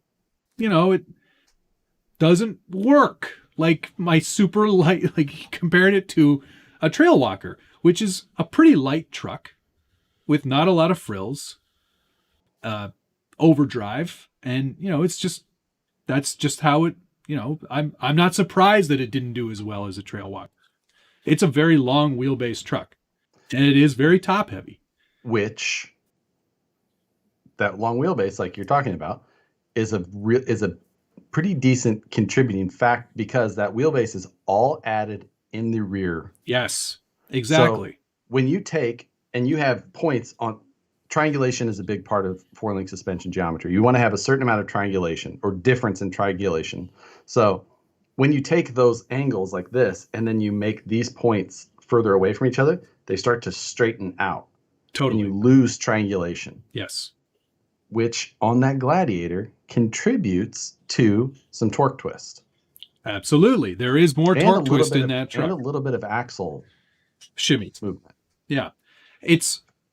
I would never, like when people are saying this thing can't crawl very well, I don't think, especially because, it is a big, heavy body. There's no doubt about that. You put that rack on the back, that adds a ton of weight too. People get hung up a lot on this whole weight thing too, and that's something else we should probably talk about a little bit as well.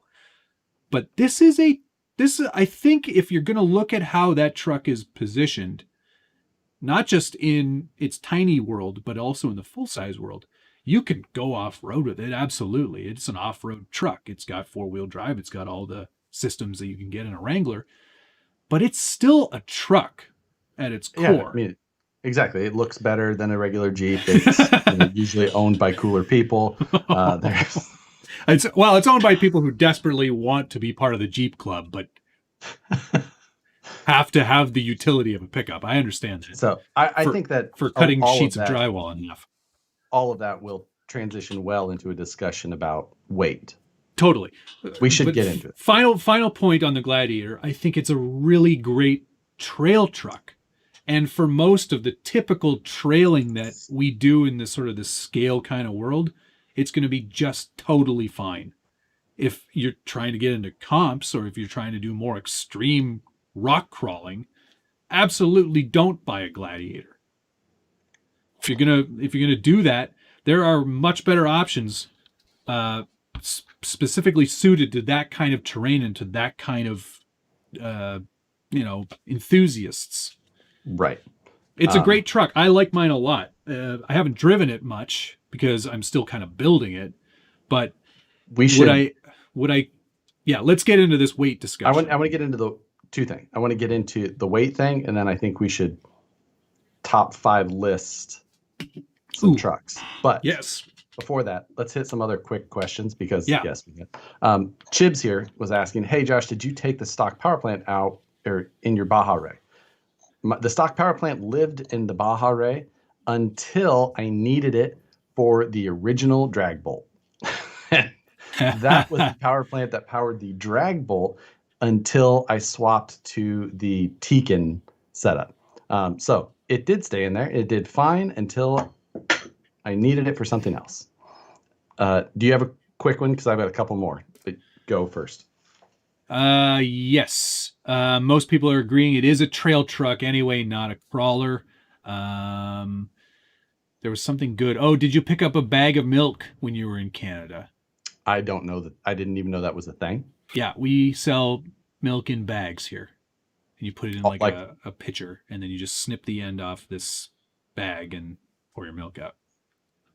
Wow. Yeah. I did not.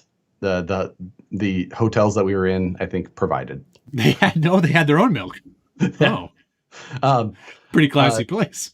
What KV should I buy for a trail rig wanting to buy the Hobby Wing FOC motor system? Should I buy 1200 or 1800? Oh, the FOC. You should definitely get the 1800. Don't get the 1200. It'll be way too slow. So I don't know what trail rig you're talking about because different trail rigs have different gearing, but I don't know that there's a single trail rig made that I would ever put a 1200 in. No, way too slow. With that even, I had the 1800 kV. It was still way too slow. For him. Yeah. So if you want to like develop your driving skills a little further to be able to do things that are more technical, in that case, I would suggest something with a minimum of 2300 kV. That's right in the sweet spot. I do like 3600 in some of my trucks. It's a lot of power, but on 4S, that's pretty good, 2700 right? kV on 4S, fantastic. Yeah, exactly. 2300 to 3000 kV for me is the range that I always look for. 2300 to 2700 I think is pretty good for just about anybody on 3S. You're going to be able to handle that. You're going to be good. For me, if I'm buying something 2300 to 3000, 3300, somewhere in that range is what I'm buying. Mostly right now I'm hitting that like 2700 kV range and I'm running 4S. So Yes. I like a lot of wheel speed and a lot of punch. So that's I gotta say though, I'll tell you that FOC 1800 in the G-Made truck, that thing in second gear was ripping. They put a really good second gear on that truck. Oh, gotcha. It's fast. It was like shockingly fast. Even on 1800. 1800, 1900, I run 1900 in one of my in the VS410 Pro when I built that, I put a 1900 in it, and that was pretty fun, but definitely not a lot of punch. If you want punch, do what Josh does and go up to that 2700 range on 4S. Throw it up to 4S. Get crazy with it. Yeah. Run the G-Made in no prep. That's a good idea. Would stock DR10 electronics work in an SCX10 too? Technically work, yes. Would I say that is a good idea? No. If you're going to go brushless, go censored. Honestly, if you were looking at stock electronics, you'd be better off grabbing stock takeout electronics from like almost any RTR that's available now. Or just go super cheap and find yourself a 1060 Hobby Wing ESC, which can be had for like $30, and a $20, $25 Holmes sealed can Crawlmaster Sport, and you're going to have, like, for brush systems, buy a 1080, which is a little bit better, and a Holmes Hobby Crawlmaster Sport, you're like $60 into your motor ESC, and it's so good. Like, so good. You're going to have 80% of a brushless system. Yep. You're paying a ton more for that extra top end. And for a lot of people, that it's not worth it. Buy a 1080, buy a sealed can motor. If you're building a trail truck just to go out on the weekends or hit the rocks every once in a while with buddies. Yeah. If you're the don't spend more. If you're the type that only gets out every couple months, few months, and you're not trying to spend a ton of, just buy a brushed system with a motor. Yep. Have a ton of fun, way cheaper. My UMG, we buy some expensive systems. Yes. Because we do this all the time, and we have experienced them, and we're like, oh, really like this extra 15-20% you get. Yep. And we just do it so much that it's worth it. Dana Surratt here has got a 2850 Castle motor on 3S, and that's right in the sweet spot. That's a perfect combo. But I've got cheapest of cheapest sealed canned Holmes, the green label one. Torquemaster, Crawlmaster Sport, or whatever it is. Yeah, I think that's Torquemaster Sport. Torquemaster. I've got that in the UMG 10 with, I think I have that paired with the Firma 40, which is a great little option if you're a Spectrum user. If you're a Spectrum user, it's such a good deal. Such a good deal. That thing is friggin' awesome. It's super dead quiet, runs really cool, and has tons of low end. It's perfect combo. Yeah, it's honestly that Spectrum form. If I was a Spectrum user, that Firma 40 would be one I would like. It's not ever. I never suggest it because it's never in my mind because I'm not a Spectrum user. Right. But for like, what is that thing, like $40 or $45? I think it's $43 or something. And it's a Spectrum receiver and a low amp ESC. But for most people, It's totally fine. it's a Totally $20 fine. motor or $20 ESC and a $20 receiver. Like, that's a steal. It is a steal, and it has all the smart stuff built in, so it'll tell your Sure. it'll tell your radio Even the more. battery voltage and everything too, which is If you're using very smart cool. batteries. If you're using smart batteries, correct. So, you can have a ton of fun super cheap. Yep, By all means, you can have as much fun as either of us with a truck that costs a third as much. maybe even less. Maybe even less. Maybe It even might not less. have a computer inside of it, but It might not have a gaming computer. Ooh, real quick, speaking of gaming, if you are in my time zone, you can now start playing Cyberpunk 2077. I was watching Bitwit's live stream on it before this started. Oh, is it good? Because I haven't started it yet. You're not the right audience. I'm gonna go download Dirt 5. I'm gonna put Dirt 5 on this machine, I think. Oh, that's a good call. I'm gonna buy Dirt 5. I was watching the Cyberpunk 77 live stream Yeah. to see it, and I Yeah. like FPS. Yeah. It's more of a role-playing FPS, though. That doesn't surprise me. Yeah. That- That I'm into it, yeah. Ooh, character design. Am I gonna be a mage or am I gonna be a thief? What route did you take? Oh, you're the sniper. Gotcha. I will remember that. Yeah, but Dirt 5 definitely gonna be on the rolling Yep. thunder. I think I'm actually going to put Dirt 5 on this computer. Just because I have some games on this one, some on my main. Because Yeah. I don't sometimes Oh, I you don't never know want what room you're gonna be in. well, sometimes I don't want the distraction on my editing computer. Oh, totally. See, Like, I'm lucky because I think work is done until the new year. oh wow. Yeah. I crammed a lot in the last couple months. I've been pretty slammed, so pretty happy to just kind of spend some time building these trucks, maybe selling a few of these trucks. Always a good time to sell right before Christmas. Yeah, you get top dollar. People really unlimited get rid of all that funds. disposable income before the end of the year. You know what? What am I going to do with this? Oh, I guess I could wait until January. Even better time. All the bills coming in. All right, let's get back to this weight discussion because we should talk about that. We should. It is really important. A lot of focus is being put on it lately. Yes. From a lot of sources. Which is amazing. You're right in both ways. There's clowns on both ends. And then there's distinguished gentlemen in the middle. Gosh, which end I'm on? There is the people who buy brass bumper mounts and everything brass to put on their truck on this side. And this is not a snobby discussion. This is just a discussion that we're having. If that's what you're into, you go ahead and do that. It doesn't it doesn't bother me. Okay, well, he can be snobby. I'm kidding. I'll be the more. Don't put. There's people that put so much weight on things. Weight doesn't need to go everywhere. Right. Well, brass is just a thing. Like, people are like, you can get that in brass. I need that. Like, there's those people. Hmm?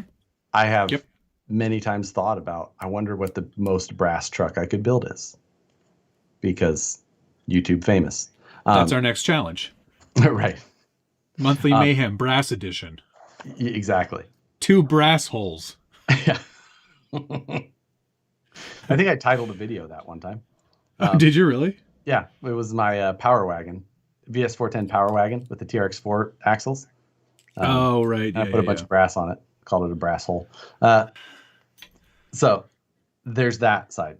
Putting way too much weight and thinking that that's a performance benefit, which it is not. Then there's the other side where they're trying to take and make things as crazy lightweight as possible, which in like the comp crawling world, competitive crawling, that has proven to be the way that people are going to be the most competitive. Yes. And those people would never get through to these people. No, Like, they're two very separate and distinct groups. yeah, yes. Um, yeah. So in the mid, the thing is that we were building scale trucks, Mm-hmm. and there to have a scale truck, there's a constant, what do you want to call it, compromise that you have to make to build a scale truck. So you either have to want to be that person, and honestly, I get the lightweight side more than the other side. And you Mm-hmm. probably are the opposite. I'm actually not. No, Okay. I think a lightweight truck more so is going to be a performance oriented truck than a heavyweight truck, provided that it's light in the right places. Obviously, the same thing with the weight. If the weight is in the right place, it can be a definite advantage. Certain, But yes. And then at some point you tip way past, and it's way earlier than anybody who is willing to pay that much money for all that brass is willing to admit. you'd be really surprised at how little weight can actually make a big difference. Adding some weight is fine. It's Mm-hmm. good in a lot. You can tune where your balance is, and if it's low only, then great, because it Yep. can help keep your center of gravity. But when you just keep piling it on, if you're putting brass on the rear axle, you're doing something wrong. Yep. If you're putting wheel weights on the rear axle, you're doing something wrong. Like the whole thing with adding weight, it's what you should always do, what you should do, whatever. I say should. What I would suggest anybody do is have your truck and you try and move anything that's movable and can go in a different place should go towards the front Towards the front. and as low as possible. Yep. Sometimes lower in the middle is better than higher in the front. Mm-hmm. So, Absolutely. This is a game, we should also clarify that for 90% of the stuff that we do doesn't really matter. Doesn't really matter what you're doing. This is all in the name of fun, or it should be anyway. Um, when you're getting into like some pretty heavy duty competition, then weight definitely becomes a factor. But right. if you're an enthusiast and you're looking to just have some fun with a truck, where the weight is shouldn't really be top of the list concerns. And I think that's what I see more often is people are like, well, that's a lot of weight up high. Well, Right. sure it is, but I mean, it's a scale truck. It's not meant to be a comp crawler. Maybe Yeah, just play with that a bit, get used to it, and see where those performance issues are, and maybe even try to just correct through a different line or different driving, or you there's, know, yeah, it's if you're at, people will say, oh, adding all the weight helps, it crawl, but it's like, well, probably not. Like adding it, just having the right balance of it without that, and not having to pull all of that heavy weight up a climb, you're going to end up with a more capable vehicle. Like but you know what? There's some of it's the whatever the placebo effect, but not whatever, yep. you think it's crawling better. You think it's also a lot harder on parts. Oh, it's way harder on You're going to get all your less stuff. runtime. You're harder on axle shafts. You're harder on drive shafts, gear train, Yeah. servos. Like, Yeah. Yeah, and I mean, that's the thing. If you're just running a trail truck and you're building it with all these ideas of comping in mind, you're going to ruin your trail truck. right. Then there's instances where you take and you add a bunch of custom metal work to a truck because you want the style. You want it to And look then good. in that case in that case you want to offset the weight of some up high tube work, and you've already moved electronics and battery as far forward and low as you can. Then adding some weight is, it can be a necessary evil. Right, because you're going to mitigate all of the But performance loss. you're But doing that because you want a style of something that you think looks cool, like tube work or things like that. Therefore, adding some weight is something you had to do. Yep. Jay Walker has an interesting question here. What about adding weight to emulate the way one-to-one trucks move around? There's a certain lightness to scale trucks that make them look odd as they're moving. Totally right in real time. But if you start shooting your videos in slow motion, then that feeling of weight can come back because you're accentuating the movement by slowing it down. Also, I mean, there are other ways to do it. You can fake it with like super scale, all the servos and everything, and you're actually faking that movement that gives it the look of weight. But yeah, if you shoot in slow motion, you can make a truck look a lot more realistic because it is moving slower, and that feels heavier. Right, and there's a lot of that has it's a weird deal to start looking at video in that way when you start slowing things down, because scale and weight are something that is very you don't scale them the same. No, weight is cubic, where scale is linear. Yes. So if you have a 100-inch wheelbase in 10 scale, that's 10 inches.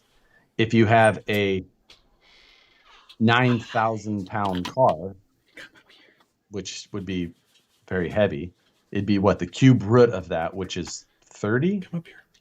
No, that's not right. Is that right? 30 times 30 times 30. You can't ask me to do math. No. Rhett, no, I haven't played Forza. Sorry. Come up here. What is the cube root of 9,000? I thought I was trying to make my math easy, but I definitely did not. I don't have a cube root button on this calculator. I have a square root. So anyway, you say rut like you say rough. Cube root is a word. Are you talking about cubrit? No. I hate you. Anyway, whatever it is. My chat's frozen again, so that doesn't matter. God. 20.8. Thank you, Stabby Josh. Math. So 20.8 pounds would be the equivalent of a 9,000-pound scale truck. So there you go. Right. So that's never going to happen. I mean, you can do it. There are a lot of people with super heavy trucks, and but I'm just saying, like, I picked a poor number.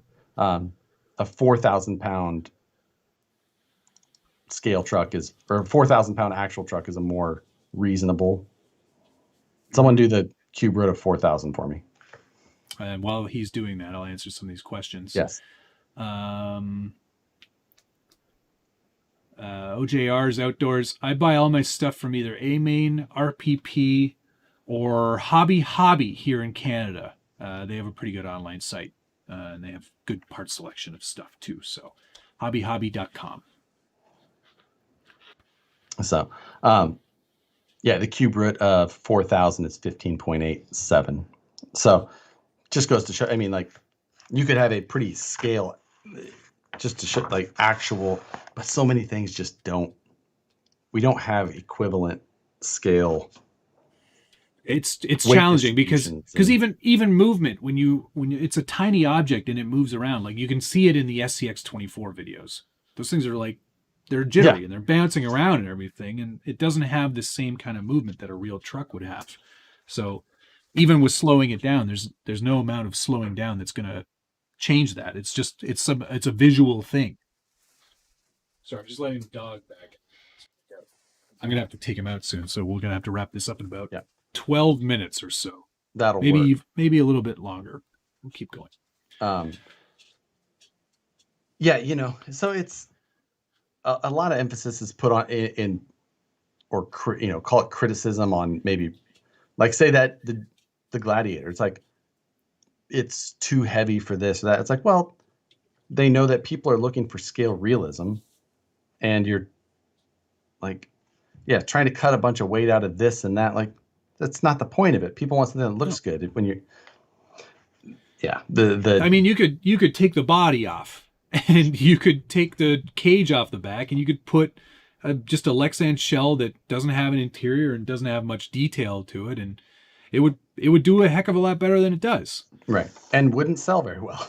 And wouldn't sell very well. So it is a balance for the manufacturers to find this sort of tipping point between looking really good and still operating well enough. Right. I mean, you know, if you really want something that's going to do really super well out of the box, get get a TRX4 Sport. You know, that's a pretty good truck. I would disagree. I know you would. TRX4 Sport, one of the most durable $330 trucks you can buy. However, I think that the TRX4s in general do not perform very well. They don't perform as well as some other ones. I still like it though for value and getting started in the hobby. That is a whole different question. The TRX4 Sport is one of the best buys. Yes. Well, okay. So what's your top performing out of the box truck? You had to take like if you're going to like this should be another challenge that we do someday. Right. Out of the box stock comp class 2 or class 1. Well, class 2 probably because yeah. Class 1 there's like one or two choices. Yeah, no. Class 2. Yeah. I think that you can buy. That's the other thing. It should be something you can still buy. Right. So my first choice, this is a tough one. My first choice for this would be the SCX-102 Honcho. Nope. Take that back. SCX-102, either the 2017 Jeep, which I don't know that you can buy anymore, or the Deadbolt. I would probably get the Deadbolt, and I'll tell you why. My choice would have been for an Element, but the Trail Runner IFS, the Element IFS is not good. The Element Trail Walker has those tiny tires. Not good. The Sendero would have been my top choice, except it has a literal snow plow on the front of it. That bumper.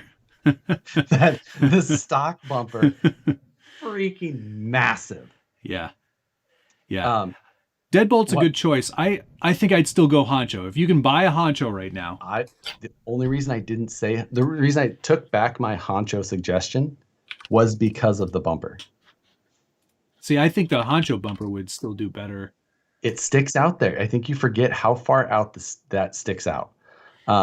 Yeah, I do forget how much it sticks out. But I think you'd get more scale points for the Honcho than you would for the Deadbolt. Oh, and you forget that I care zero about that. Yeah, we're talking about comp here. Yeah, exactly. Comp, not Sorka. No, okay. I'll give you that. But I'm guessing that the difference between those, I would be able to Red Cat Gen 8 Axe. Absolutely not. Not a chance in hell. But how do you really feel about that? Here's the one thing. The Deadbolt, it's got the best clearance, both the body and the bumpers. That's true. Yeah. It's a slightly shorter wheelbase. Not so great. Yeah, 12-inch wheelbase on that one, right? It has a very marginal steering servo. Oof. Where the Sendero or any of the Elements have one of the best stock steering servos. Yeah, it does. That servo took a ton of abuse. I kicked it so many times. Yeah, you kicked mine. That's right. I kicked it over so many times. Some kicks with some ferocity. Yeah. Because I had sent yours down the hill already. And my back hurt a lot too, so I think I was just like angry in general. Yeah, that's true. The S610-2 Unimog, it's too short of a wheelbase. Yeah, that 11-inch wheelbase or 11.4 or whatever it is, it's too short. Way too short for competition. But I think this is an interesting approach that we've taken. Notice that neither of those trucks have portals. And I don't think yeah. I don't think I've If I was ever competing, seen still it wouldn't would put portals. it wouldn't be. No, and No. that's why, because the TRX4 is, if it was a TTC, Then I would TRX4 choose it. Sport, Yeah, TX4 Sport, 100%. like wouldn't, no blink of an eye. Yeah. Again, my dead last choice in a TTC would be a Gen 8. Or brutal but honesty from Harley Resigns. like if we were doing a broken axle shaft competition, Oh, Jesus. my first choice. But TRX4 Sport, one of the most, it's one of the strongest. You can beat on that truck forever. I have broken TRX4 upper portal gears. That is the one thing that I've broken too often on a TRX4. Yep. But the battery position on the TRX4s, the center of gravity in general on TRX4 is higher than a Red Cat. Red Cats have a better battery position, which lowers center of gravity a pretty decent amount. Yep. Yeah, the battery placement was always a weird one for me on the TRX4. I mean, you can run a shorty pack, like a really shorty pack right up front. Not in the TRX4 Sport. Not without paying for inner fenders and all that stuff. Yeah. The TRX4 battery position is bad. Yeah. And that combined with portals makes it a bad choice for comping. Yeah. You don't see a lot of podium winner comp trucks with portals. It's true. So in fact, I've never seen one with portals. I have seen at a national level. That's So I think last year might have been the year before. I don't know if year before last saw any again. I don't think they did. I watched all the videos. There weren't any. But Sendero, Enduro Sendero is a great platform except for that front bumper. But a decent Daddy truck. Brought up, did Ryan Davis make a suggestion that I totally forgot? Axial Wraith 1.9, which you can't run that in Class 2. That is true. It is technically not a Class 2 legal. However, if we were otherwise, it might have been the one that I chose, and I just spaced it. Even though it's one of those trucks that was actually one of my favorite releases, because I still don't have one. So good. I might get one of those. They just drive so well. Are they available? Damn it. Paxton January. Paxton's saying Gatekeeper. No. It's the Gatekeeper, while it does have that nice narrow chassis and a lot of clearance, which is good, the front end on it sticks way out. It does. So I'm looking at it right now. It does have good clearance, but that front end just sticks way out there, and it was kind of a pain in some ways. Should have snub-nosed that one a bit. And if I was competing, I don't love the trailing arms. I like the Gatekeeper for what it is. It just wouldn't be my choice for a competition setting. I found it pretty narrow overall. It is narrow overall, but narrow compared to whatever. Moose Chow says VP bumpers on the Sendero, easy fix. True story. If you put the VP Origin bumper on a Sendero, it completely changes how that truck drives. Yep. Becomes a very good truck.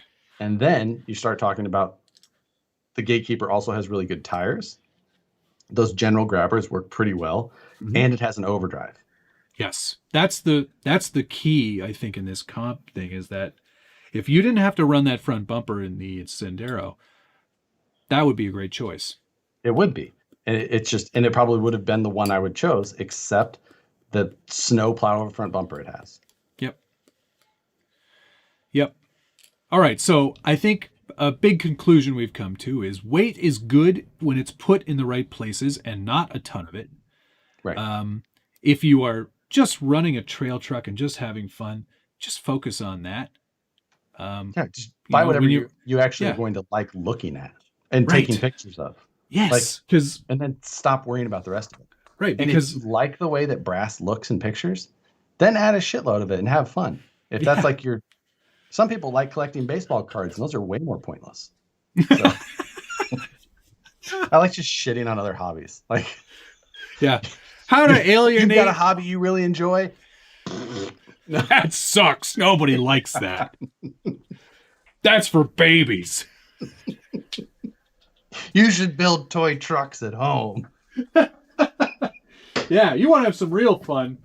No, actually, you know, I can't talk enough about how actually good this truck is. Which is amazing to say about a G-Made. G-Made. I know. It's like they've got it right this time.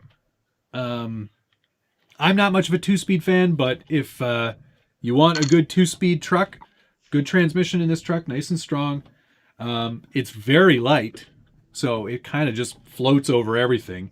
Multiple options for putting batteries in different places, if that's your thing.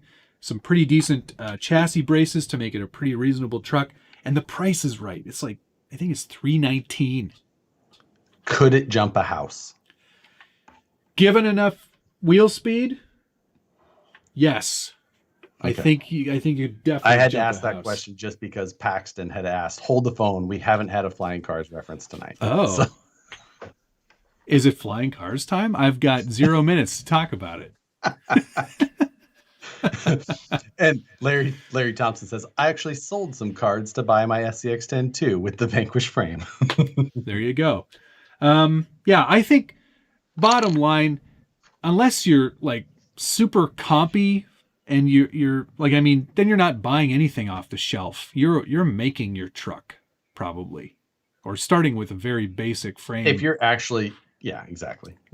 And going from there, and you're worrying about weight and where it's placed and how much is over the front axle and all of those things. If you are an enthusiast and you just want to have fun, buy the truck that you really like the most. Yeah, and that you can afford, and have some fun. Don't get hung up on all these things that literally mean nothing to 90% of us. Right. There is a very select amount of people that actually really need to worry about it. And I think that's what we should do. Focus on having fun. 2021, the year of fun. I've coined it here first. I can't. I'm not subscribed yet. We'll see. Well, yeah, I mean, I refuse. There's a lot of things in 2021. There's a lot of things that need to happen for that to actually be a thing. But it's my, because you know what, I got to do my top builds from the Scale Builders Guild forum for 2020, and there are some strong contenders on there that I'm having a hard time breaking it down to 5 builds. Yes, which is great. I always do my. I never. My favorite news releases or news stories of the year. This is going to be a challenging year. I got to look because I don't know if I missed a single week of the news this year. I don't think you did. I think there was a news every single day. Did the Ultra come out this year? The Ultra came out this year, didn't it? Oh, did it? No. It was over a year ago. Okay. Yeah. It was in like November or something like that. I don't remember. I have to look now. Yeah, check that out because that might be a good candidate for release of the year. But yeah, I've got a lot of trucks to look at for the best top 5 from the Scale Builders Guild forums. So that'll be coming soon because it's already December 9th. Can't believe this year is almost over. I know. Yeah, exactly. Like, what happened? Going through and trying to find all of them. Oh, CJ, sorry. Let me tell you, these are the Team K and K5 slots that I have on here now. I put the Nitto Trail Grapplers on there from the SCX-10 3s, and I thought this wheel and tire combo just suited this truck a lot. Oh, I was wrong. It did come out this year. Huzzah! I was right. 10 months ago. Man. Yes. It was... Suck it. January 15th, 2020. Tom Wade made an excellent point about the VS410. Man, I thought the VS410 pricing was crazy, but after spending well over $750 on multiple cheap trucks, all said and done, it makes a lot of sense. And that's the whole point of that truck. Yeah. It's already Yeah. upgraded for you. The giveaway truck, it's not ready yet, but it will be ready soon. It's almost done. Shocker. I've been finishing some little details here and there. I'm looking forward to it. Had to rework a little bit on the front end because I decided to go with the after the Gatekeeper came out with their panhard mount setup. I was like, ooh, I kind of like that. So I have adopted that and made me redo a little bit of rework. Not a big deal. I was happy to do it because I actually like that Element fixed their panhard mount design. Oof. And that first one. First one was not good. But no. It's no. Since we have a couple more weeks before the new year, we won't get into resolutions yet. We'll do that in a future episode. Right. I better start thinking. I already have one. Yeah. Oh, do you? Yeah. Focus on actually finishing things before deciding to start new things. Because I've got a lot of unfinished things. That's a character trait, and you should just embrace who you are. I'm going to have to also less Lexan for next year. I know 99% of the trucks that come in here, and some of them are RTRs, despite this being the Scale Builders Guild. There's going to be less Lexan next year. Did you notice that I have warmed up just less cold in here? Trying to. No. Just yours is all warm and inviting, and mine's cold and harsh. Yeah. You know what? I've artificially warmed you up even further. Oh. I put a filter on your side. And you're warming up because you just finished a pint of wine. You better slow your roll there, pal. Michael, did you ever sell that Ultra from a couple weeks ago? Never saw it hit I have not. I do have a website or a email on that from somebody. It's on the floor behind me. I have a lot of trucks on the floor. Yes, that's my on the floor. Website. My resolutions for 2020: less trucks on the floor. Yeah, I'd like to work on that too.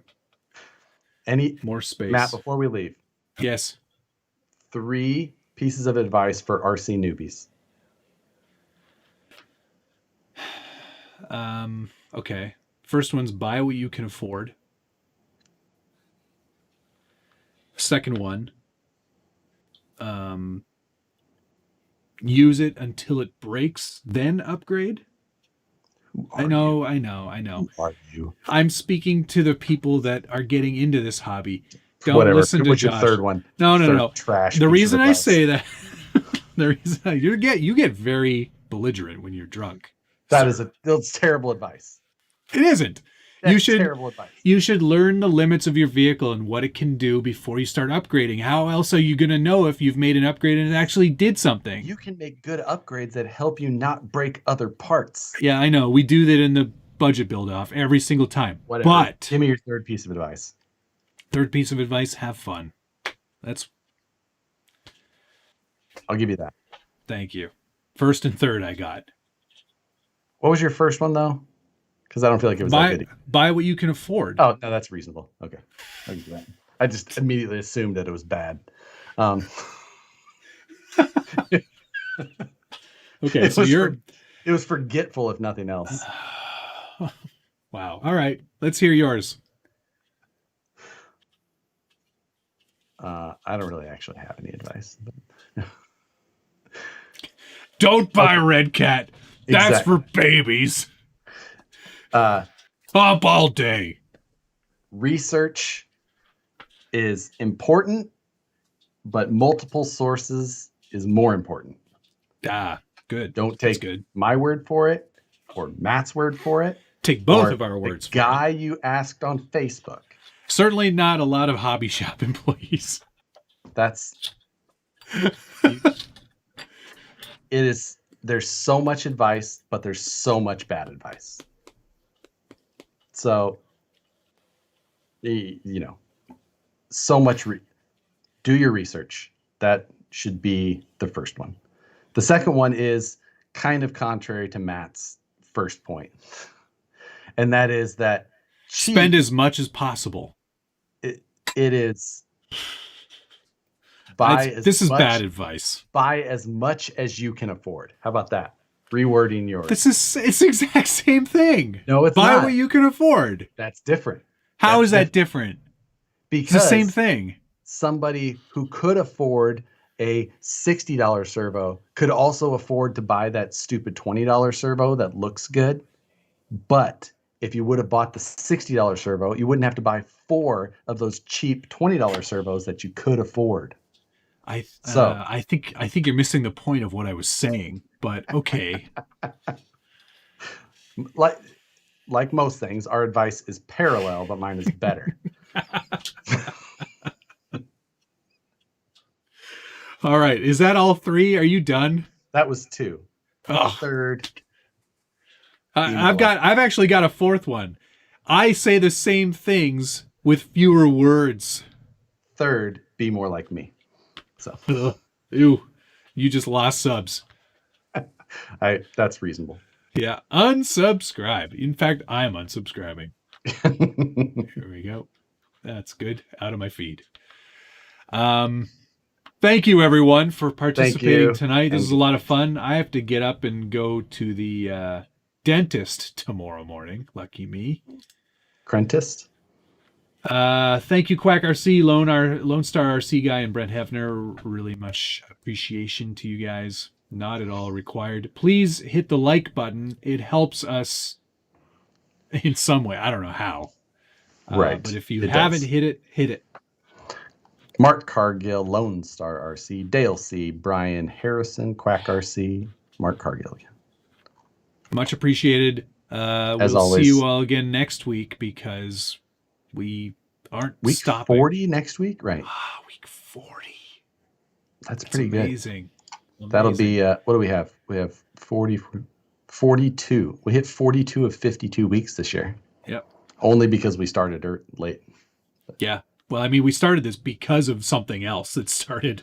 Right. It's like, hey, let's try to entertain some people. Have some fun. Like, we talked about this before. We should just make that happen now since people don't have anything better to do. And they still probably don't. All right, guys. Thanks very much. We'll see you again next week. Take care. Yep. Later. Bye.